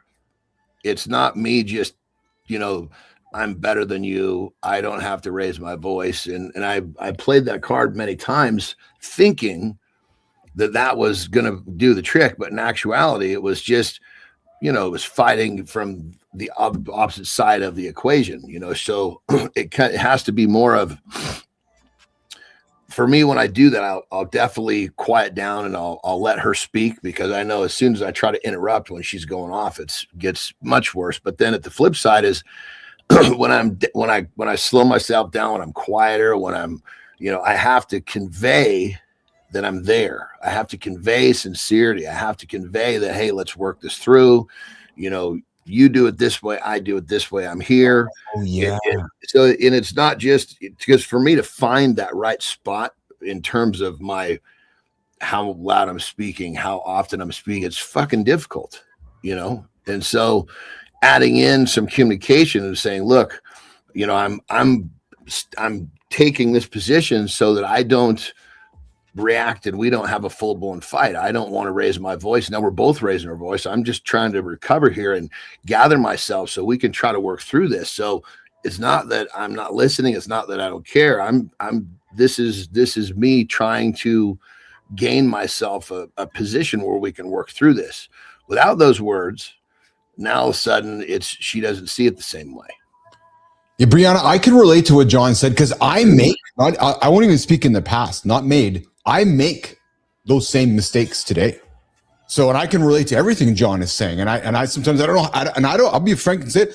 I don't know, John, maybe like you, I don't know sometimes how to get out of it. Like, I'm like, okay, I'm trying to slow it down. Do I get high? Do I get slow? And I fuck up. I fuck the whole thing up, Brianna. I know I do.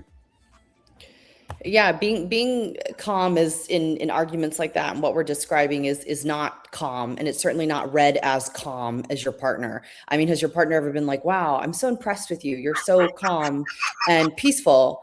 No, they just get bigger, right? They're trying to, it's the exact opposite, and they're trying to evoke a reaction out of you. So now this fight that started about XYZ, the fight in and of itself has done so much more damage because you forced your partner into a state where they had to say the biggest things or take the stabs or, you know, really hit you where it hurts because they're going, he's not showing up in this. Well, let me stick the knife in and let me twist it because I know the recipe to do that. And I'm so desperate to have him show up and be present in this argument. So they end up grasping for more things and we walk away from this conflict that could have been quite small and contained, but because of your calm, right, it's now exploded into something and now we have shrapnel from it and a lot more pain and damage has occurred, right? So being calm is not that and how we're describing today. It is withdraw, right? It is absolutely withdraw.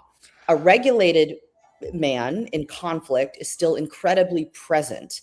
So men will often think they're being regulated by being calm, which we've said is not calm 1,000 times, right? And John said it exactly. John made a point that I really want to touch on, which he actually used the word, I think, superiority, right?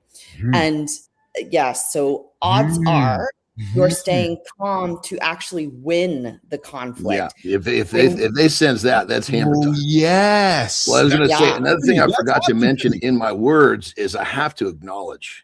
And I've acknowledged what she's saying. Then I'm just being a real asshole by doing this. You know, it's like, hey, I get it. I understand where you're coming from. Blah blah blah. I'm kind of stepping back so I don't fire back at you. So we can solve this. You know, but without that acknowledgement is probably one of the first things out of my mouth because that's what she needs to register that I'm here. She's being heard. Right. So that's exactly right. And what we're doing when we try to, you know, win the conflict, it's by making her look like the unhinged one in comparison. Right. So they're the irrational one and I'm the reasonable one. And for the woman, right, she knows that she's not, you know, deep down, she goes, I'm not crazy.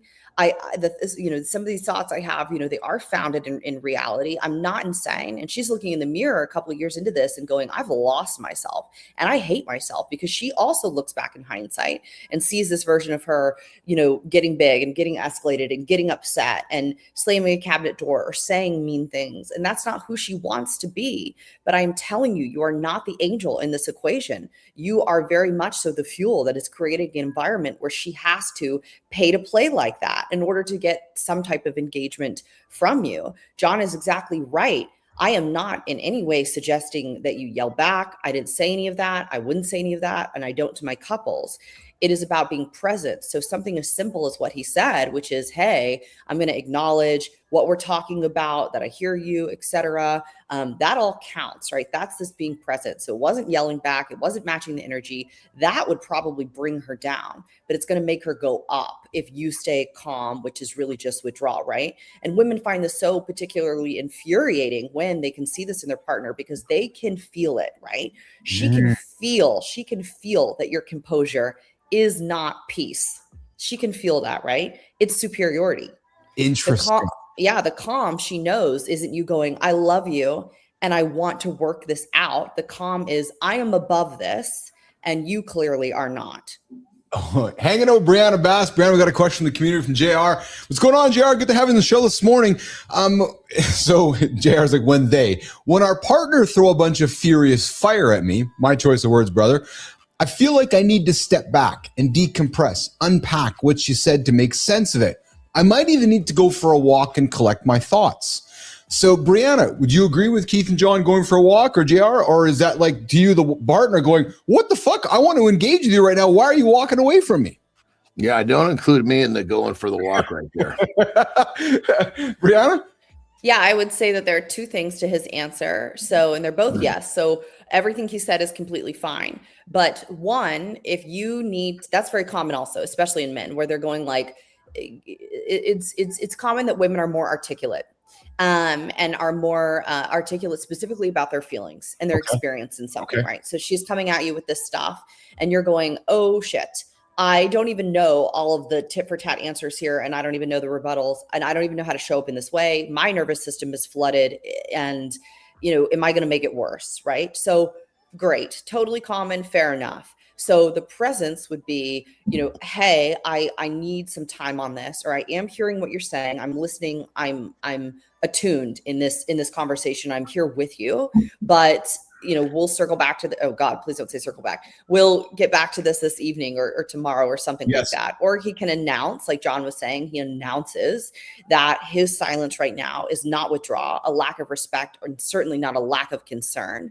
I'm here with you, but on my end, I'm just going to go quiet. I want to listen right now, but it's important to me that we resolve this. You could also announce I'm going on a walk.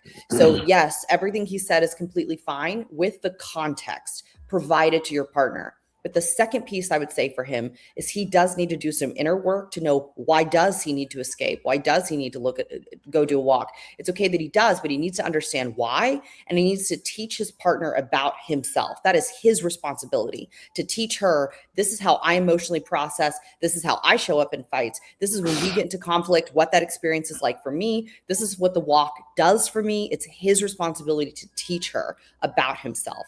So announce it and do some inner work and then teach her about you. And that's okay. Announce it and teach it. Johnny, I see you nodding there. Well, I think the reason that I don't like I'm going to go for a walk, it's the idea of leaving.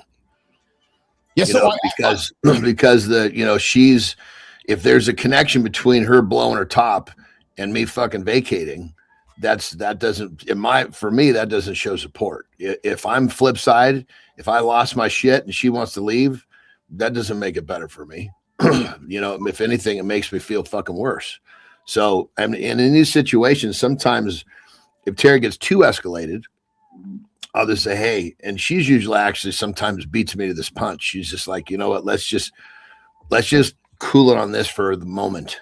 Let's just let these nerves settle down, because when we reopen this, it's not going to be such an intense moment and we'll make more progress. So usually one of the two of us will come to that position, but then we just go about our way in the same space. The leaving thing, I feel doesn't really show it. I feel like it takes away some underlying layer of support to the situation. And Brianna, I can relate to John's comment about the leaving or walking part, and it's a conflict with Keith and Lauren. I see Lauren's comment here. Lauren needs the time too to sometimes step away, and I'll often say, you're avoiding this. Like, why can't we communicate about this? Like, why? Like, communicate to me. Like, don't run away. Like, why are you, like, to John's point, why are you leaving? If we're having a conflict, why can't we talk about this? Right. So I'm having to learn how to be a part of this too. Brianna, can you coach me? This is why I specifically said that he needed to do the inner work and understand what the walk was doing for him.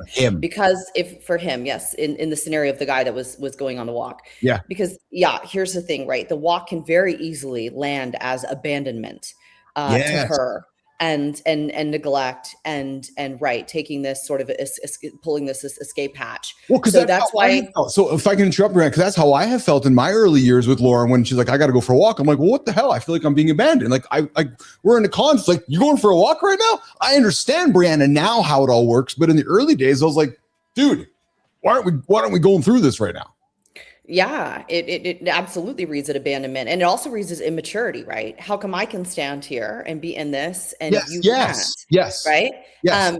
So that's why I said the inner work around why are you doing the walk, and then teach your partner about it and announce it, right? So, hey, partner, this isn't abandonment, and also a last layer I didn't say is you have to come back to whatever the subject matter was, whatever the conflict was. This walk, this stepping away in absolutely no way Yes. closes things. So you still have to come back. So there are sort of requirements if you are going to partake in something like that, but it is okay. I do endorse it if it's treated the right way. So when we announce it, for example, or Lauren, Announce it. announce it to you, yeah, and then has taught you and explained to you what that means. And so that you have a fundamental understanding that that is not abandonment and this partner is still in it. It just looks different for them than it does to you. And you do want to be delicate about it, right? If she is crying, this isn't the moment that we walk out and go on walk, right?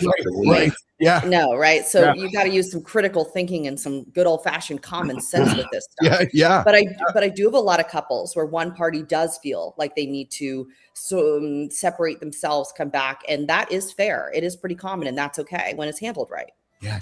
Another thing that I kind of do in these situations is we lose fucking sight of things pretty fucking easily as human beings. It's like even though we know we understand this, we're acting like this, right? And so a lot of times in these situations come up, whatever the issue is, I try to put myself in check very quickly and realize, is this something that I need to be taking a stand against? Or is this something that I should it's way more important to her than it is to me.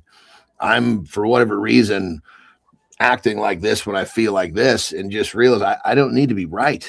I just want to be happy. And this fight is not making me happy. Her being all bent out of shape is not making me happy. So if I catch myself, sometimes I'll just say, whoa, you know what? You're right. I believe this, but somehow is acting like this. So we just need to kind of realize I made a mistake. This whole thing is we can just let it kind of wipe itself away. And I usually will try to have some sort of a resolution in the regards that, because this shit happens to me. I will tell her often, look, I need you to give me a signal that tells me that I might be drifting off in that direction when I'm, when I don't know it. Like our middle daughter, we used the word alligator when she was starting to act really frickin' rip, like push-pullish. Yes. And didn't know it. We say alligator. And sometimes she'd piss her off, but other times she'd be like, oh shit, I'm doing it again. Well, I have that too. So I guess when it comes down to, sometimes we get in these freaking fights when, is it really important? Yeah. Sometimes it's not important at all. And if you could identify that, and especially, important to me, if it's something really important to me, of course I want to communicate. I don't want to harbor resentment. But if it's something that this whole fucking thing blew up and it's not a fucking big deal to me, it's a big deal to her, I try to frame that real fucking quick and just kind of talk to her like I'm doing right now to you guys. Say, hey, fuck, you're right. I'm sorry that somehow, some way I drifted off course. And John, I can see how that, but John, I can see how that can become Brianna's superiority or a little bit, right? Because if John's thinking that it's maybe I could be accused as too, where it's not that important to me and I'm trying to take a leveled approach where it's more important to my partner.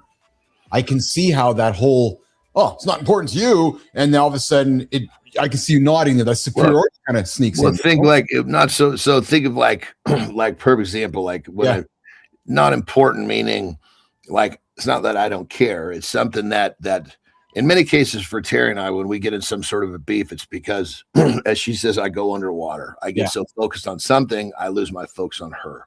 Yeah. It happens so it happens gently enough that I don't even recognize it sometimes. Mm. And so a lot of times we get into a beef like that and I see it and I'm like, okay. And at that point I realize that that's really important for her to register, as to where, to me, when I say not important, I don't mean that it's not important. I should have said it's something that it's like I don't want to fight for this. Does that make sense? 100%. Yes. That might be a better way to describe it. Not that it's not important, because it's, it's something that's an issue for her and not for me. So I'm happy to, Sorry.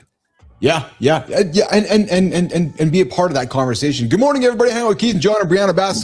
We got Petra in the comments here saying, simple communication and agreement to take a few moments or even moving to another room promotes cooperation rather than competition, which is absolutely true. We want to cooperate over competition. And I've said it before to Brianna, John. I still think we can learn how to fight better with our partners. I think, Brianna, you'd agree with that, as I see you're trying to figure out your technical challenges there. But we need to learn how to fight, don't we? We need to learn. Yeah, learning how to do conflict is the best thing you could do. And I never help people with not fighting. It's how to fight, right? Yes. But there's a lot of points that need to be made on this. And it's too condensed, but these men, if that's what we're talking about, didn't, set out to do this. This wasn't necessarily intentional. No. It's very common that mom or dad, either parent, right, whose emotional state was overwhelming, or it was a lot whenever they were growing up and they were unpredictable or unsafe to engage with, especially this generation, right, that we're talking about and to. Yes. And so as kids, you probably learned that the best thing to do, the best strategy was to go flat, disappear emotionally, maybe check out, get small, get quiet. And you are right. If you screamed back at mom or screamed back at dad or participated in the fight the way that they were, not a good strategy. So you are completely correct. This was the best thing that you could employ. But being the easy one, being the quiet one, or the one that didn't make waves, or getting small in the conflict, right, does not work anymore, and actually is causing your marriage or your relationship to fall apart. So you've got to update this, but I don't think that people are villains and that anyone really set out to do this.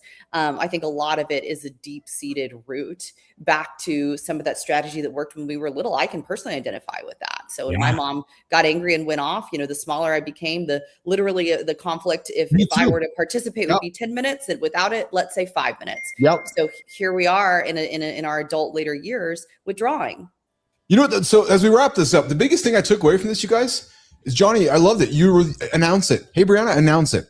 So I think the next time I go into a conflict with Lauren, I'm going to find a way to announce, John, take something from you, Brianna, just announce my emotion or announce acknowledgement, Brianna, so that we can go through it. Would that be a fair next step, Brianna, from that? Like, announce it. You need to name it out loud, right? Yes. You need to name it out loud. And this goes for a lot of different things, but name it out loud, right? The goal, the goal is just simply to think, I want my partner to have the least amount of mystery as possible. I want them to have all the data and all of the answers. So name it out loud. And every time you do that, you're also investing in the long term, because odds are you have some sort of go-to nervous system and just patterns that are happening whenever you get in conflict. So every time you name it out loud, it is a teaching moment, and that goes into the bank for further understanding the next time around. And it builds on top of each other. So it's always a wise move. Love it. Love it. Johnny, some great conversation with Brianna this morning.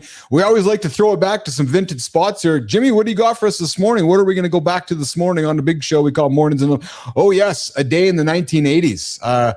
That was absolutely a day in the 80s. That was some pictures from my album there. Man, that looks like it was yesterday. Johnny, that was the 80s, man. That was the good times. No phones, no cameras anywhere, just people looking bored, but maybe actually not bored through life there as they were going through it. What makes you think they look bored? No, I'm cracking a comment. No, I'm not. Actually, I'm saying that. I'm sorry. I'm saying that quite sarcastically. Yeah, I was going to say, it is. We're seeing pictures of people that are communing versus fucking people sitting around their fucking phones. I was being very sarcastic. Like, actually connecting as humans. Time together. Like, look, they're actually hanging out with nothing in their hands. They're spending time together. So, hey, Brianna, quickly before we go to John, and Brianna, before you go from JR, I know one thing not to do is to match and escalate your tone. It's like both of you throwing a lighter fluid on a fire that keeps growing out of control. And I see you nodding there, right? Because if you both keep matching, it's just going to get shit sense, isn't it, Brianna? Yeah, the part from today was not to match the tone or to engage necessarily in the same way. Not at all. It was to be present. It was to be present. And being quiet is not being present, even if you're listening. You're being silent is not being present, right? So do not leave her alone in the argument. So you can state what you need to state and not match her tone, but do it in a way that's still controlled and however you want to present. But it is, I am engaged here. My objective is to be in this with you right now. And that's what it is. Yeah. Brianna, you're always teaching me, man, every single Tuesday. Oh, hey, Brianna, John, before you guys go.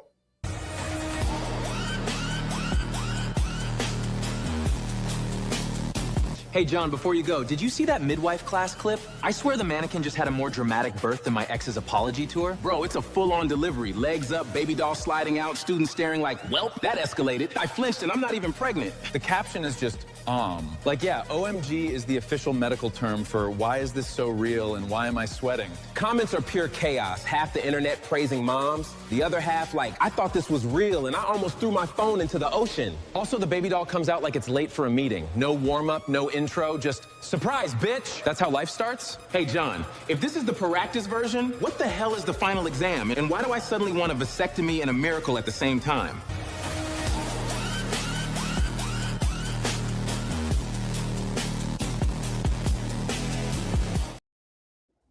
Well, two things. Number one, that vehicle is much better when Brianna and I are in there cruising on the beach with the top down, having a good time. And then secondly, tell the gay brother he doesn't have to worry about getting a vasectomy when he's still fucking with males. Jesus, Murphy. I saw this clip and I was like, what the hell? When I first saw it, it's teaching people how to be midwives, Brianna. Like just a good old clip. Yeah, what is that, JR? Exactly. It's somebody learning how to birth a baby. Just yes. I'm the wrong audience for this because I think that like you all came from a woman and through some form of labor and like periods, everyone has them and all the things and like everyone it's the everyone poops of the things. Like I don't know why we still act like this stuff is like salacious and shocking.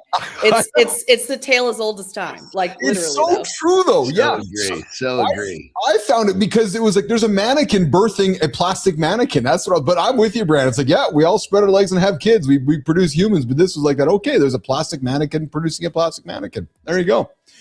Brianna, every Tuesday, love hanging out with you. Thanks for joining myself and John. A lot of fun here, and I still think we need to have a conversation about teaching us how to fight. Like how to have the conflict. Yeah, I just feel like maybe sometimes we should do series or something like that because it is really hard to fit in so That's many a great things idea. Good That's points. a great idea. I love that. Yeah, me too. I do feel like I don't say things that I want to for self-editing for the sake of time. Yeah. Well, let me get better at that. I'll get better at that for next week, and we'll create a series around that. So, Johnny, Brianna, I love you both. I appreciate you guys as well as always, and a lot of fun here today. Let's get you guys out of here. John, I know Ben's waiting for you, and Brianna, I know your life is waiting for you today. So, thanks, you guys. Appreciate you both. Always good to see you, Brianna. Bye, guys. All right. See you, Brianna. See you, Johnny. Have a good. All right. See you later, guys. John's out of here. See you, pal. Brianna's out of here, and there he is. There. Yeah, he's gone. All right. 50 seconds, eh? 50. What a great conversation. I hope you guys enjoyed that chat with Brianna, myself, and John as much as I did. I learn every single Tuesday, and I really enjoyed having Lauren in the comments there as well. I really appreciated her engagement, her contributions, and I suspect because Keith and John put themselves out there, you guys can relate to. If my goal is if I can create relatable stories for you guys, maybe you guys can feel relatable to us, and we can all grow collectively together. Which is why we do this on the big show we call Mornings in the Lab with Keith, John, and Friends. We get after it live, 7:30 with Matt Roof. He kicks off the network. The Mornings in the Lab Live Authority Network, 7:30 every single Monday through Friday. Okay, we're gonna do the morning focus, and then no Maya Reyes today. No, we're bumping Maya because we got Thoughts and Coffee with Sarah Barnes Humphrey and the supply chain show coming up here in about 20 minutes. But before we do that, in 50 seconds, I'm gonna come back for I got something to talk to you guys about, and it's about the fact that morning television dead. Yep, dead, gone, dead. But morning media, what we're creating here, is not. And that monologue starts in 50 seconds.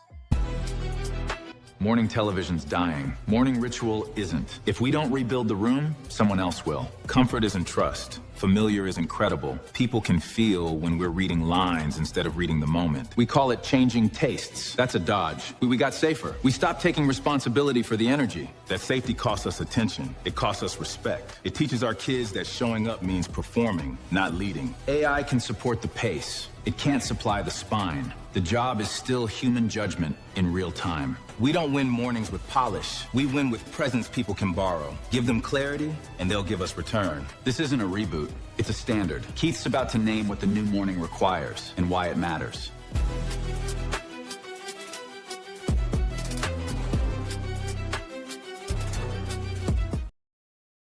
Some would say that morning television is dead, and me included, actually. Yep, but morning media, not.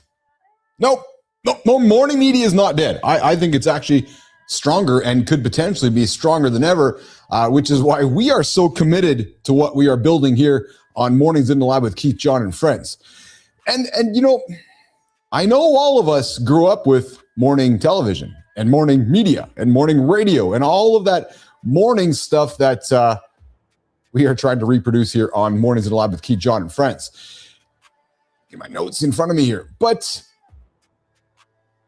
we all grew up with turning on CBS, Fox, NBC, the morning shows, the big studio, all those safe morning jokes, the scripted chemistry. Even if you thought that the people didn't like each other, like, yeah, oh yeah, there's the weather, there's the news, and there's the celebrity. And every morning, that comfort, a little bit of noise in the background, a little something to fill the room while we're getting ready. But something changed along the way, you guys. Not just the taste, not just the technology, but well, morning TV, morning television stopped feeling like morning life. It stopped feeling like it belonged to you. Think about it, because I know who you are. Yeah, you're just like me. You're the generation that still feels like they've forgotten about us. And morning TV started feeling like it belonged to everybody else but you. Advertisers, consultants, and a shrinking audience hanging on because, well, it was easy. Get up and there you go. Exactly. Good time. Morning cartoons. It's just easy to go there. Well, I am pleased and I'm glad that you guys are shifting your habits to come here, because modern mornings have got more intense. Think about it, guys. Think about the modern morning today compared to the morning that we woke up with. Today's morning, the phone already barking. Your inbox full. We didn't have an inbox in the 70s and the 80s. No, it was walking to the mailbox. Now, which kid needs a ride? Now, my schedule is stacked. Now the world, hey, Petro, the world is louder than ever. And now the internet that we live in is right there. Yeah, it's in my phone, just begging you for your attention before you even chosen what you're going to wear, what you're going to eat, what you're going to do today. And here's the important part about all of it. People, here's the thing, and here's why I'm so bullish about what we are doing in the mornings. People still need a morning ritual. That hasn't changed. Habit. Humans want rhythm. We do, don't we? We want that familiarity. We want that voice that we can trust. I believe that so much, which is why, truthfully, why we're doing this Monday through Friday, creating the Live Authority Network. Because humans want a room like you and I to belong to. We want a room that feels like it has a pulse, not a room that belongs to advertisers. So the morning slot, I believe, and I'm sharing with you guys, is the most valuable real estate in media that nobody's paying attention to. Not yet. It's just that the old structure that has been built can't support the new world of today, which is why I'll put my hand up to say I've been so vociferous at building it. Yesterday's world has moved on. I'm not going to stand here and go, oh, I'm the old guy. I'm just all these different generations. No. Instead, I'm going to do something about it. So we created a brand new format, the morning format, the Mornings in the Lab format, the MITL format. The format has to evolve. Morning media doesn't need more polish. There's enough of that on the networks. No, I believe, and I know Petro believes this too, and I know Brianna Bass believes this too. Mornings need more truth. Mornings need more presence and less distance. More of the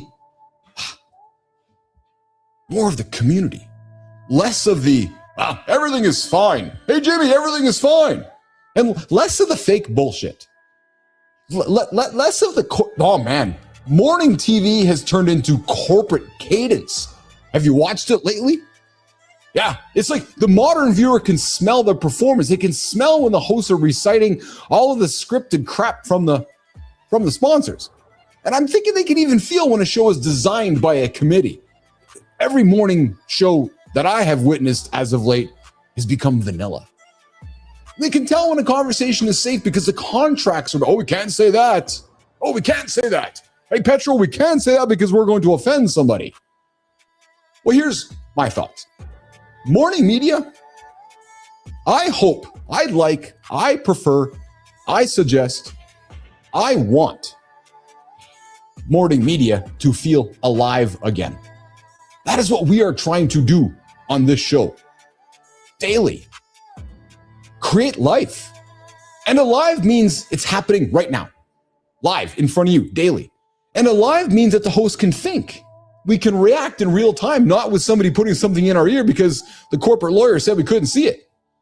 No, alive means improvising. It means pivoting. It means calling an audible. It means challenging the audience. It means engaging with the trolls and still holding and keeping the room. And I've learned there's a skill to this.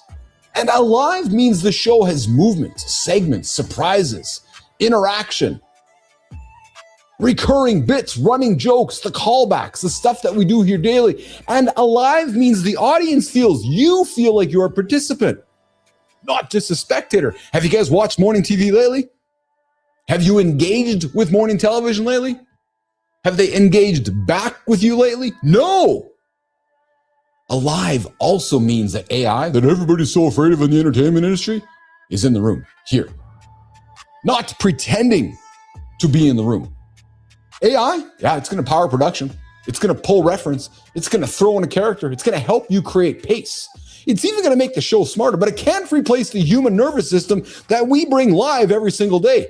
It won't replace judgment. It won't replace the credibility you earn. And, yeah. So, when you think about it, what's the future? The future morning media is not AI everywhere. No, it's human-led. It's AI amplified. It's the characters, but also the real people.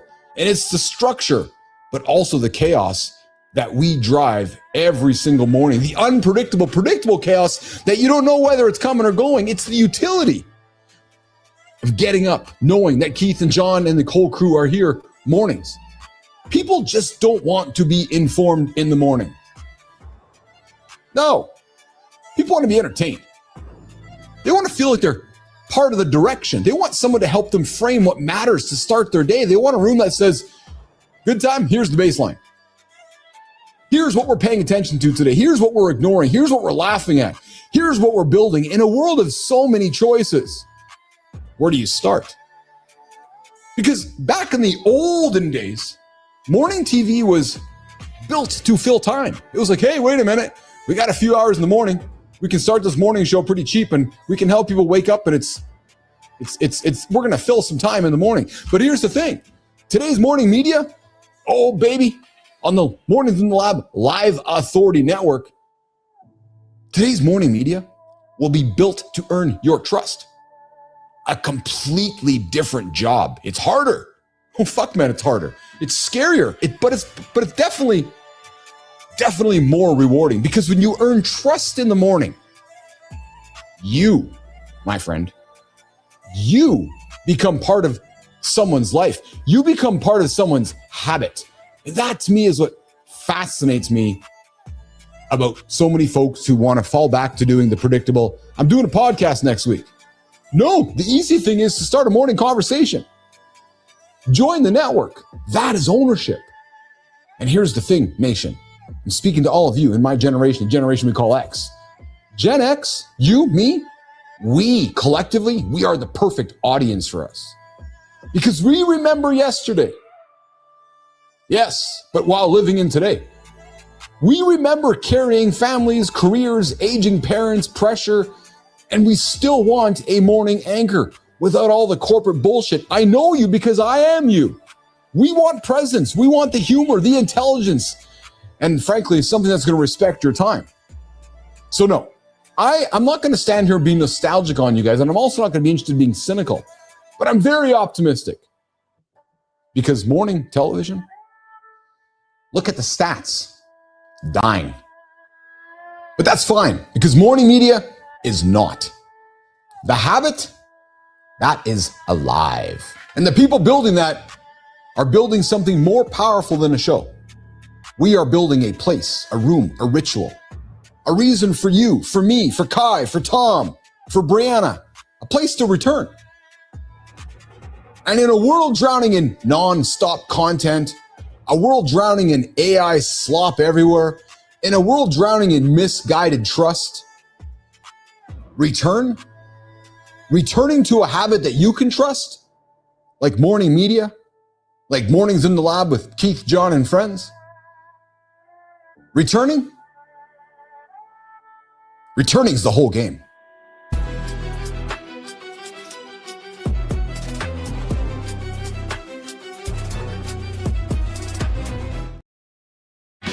Wow, we're wrapping up here already. Holy smoke-a-ronies, yes. Did you guys enjoy that? I did. I enjoyed delivering it. Big time, big time, big time. Hey guys, we're wrapping up because in 8 minutes, we got the logistics show, thoughts and coffee. If you were into supply chain stuff, and maybe you're not, and I've got to tell you guys something. Ever since we started doing work with Sarah and Sarah's team, I have been paying more attention to the supply chain industry, and it's actually quite fascinating. And it's not as nerdy and geeky as you think. More importantly, how much impact that industry has on all of us. And, you know, we see the headlines, the Strait of Hormuz closed and stuff being stacked up everywhere and can't get anywhere. I go back to COVID Nation and how we all were affected not only by COVID, but by the supply chain being disrupted around the entire planet. So I invite you, check out Thoughts and Coffee coming up here in 7 minutes over on our network. And of course, Thoughts and Coffee. And we should ask them to sell our mirrors too. Yes, this is true. 100%. All right, guys, listen. Why she hates your calm. The narcissism of the avoidant husband. Yes, Brianna Bass came in today and lifted up the idea that silence doesn't always equal maturity. Nope. I learned about that one today. We talked about the avoidant husband who thinks he's being calm. JR, you're not being calm, brother. Announce it. Announce you're going for a walk. Announce that you hear her. Announce that you're respecting and understanding of the situation. And then if you got to take some time, do that. Because if you're just going to be quiet, you might be actually stonewalling the situation. You might be actually controlling the temperature in a way that you might not even be aware is having negative consequences to the situation. While she's chasing connection and you're sitting there like a big unplugged, an appliance. Like, yeah, I'm just sitting here avoiding it all. No. If your calm makes her feel alone, unsafe, ignored, and crazy, it's probably not calm. It might just be called avoidance with better branding, and I might be accused of being part of that. Hey, Tom Farley was here, Chris Farley's brother, from burying his hero to 25 years of recovery. Tom and myself and John had a fascinating conversation about grief, recovery, addiction, ensembles, families, and what happens after the world moves on from a tragedy. But the people closest to it all, well, they still have time to live. This was not, nation, this was not a conversation about Chris Farley. No, it was about love. It was about loss. It was about isolation, healing, and frankly, why recovery cannot happen alone. Yeah. And we wrapped it up today with morning television is dead. Morning media, what we're creating here is not. Nope. So we invite you, 7:30 with Matt Roof, of course, 8 o'clock. Mornings in the Lab with Keith, John, and friends. Hey, guys, coming up tomorrow, Peter Frichelli, from a sex money murder to Fast and Furious, the ATF agent who blew the whistle on his own government. Oh, baby. Peter J. Forcelli, retired ATF deputy assistant director, former NYPD officer, and a 9/11 first responder with a career that runs straight through some of the hardest corners of American law enforcement.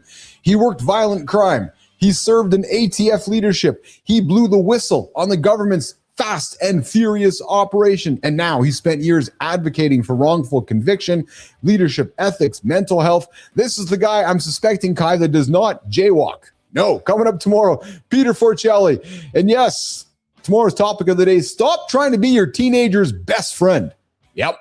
We're talking about fathers, about why your teenager does not need another buddy. Nope, not another ATM.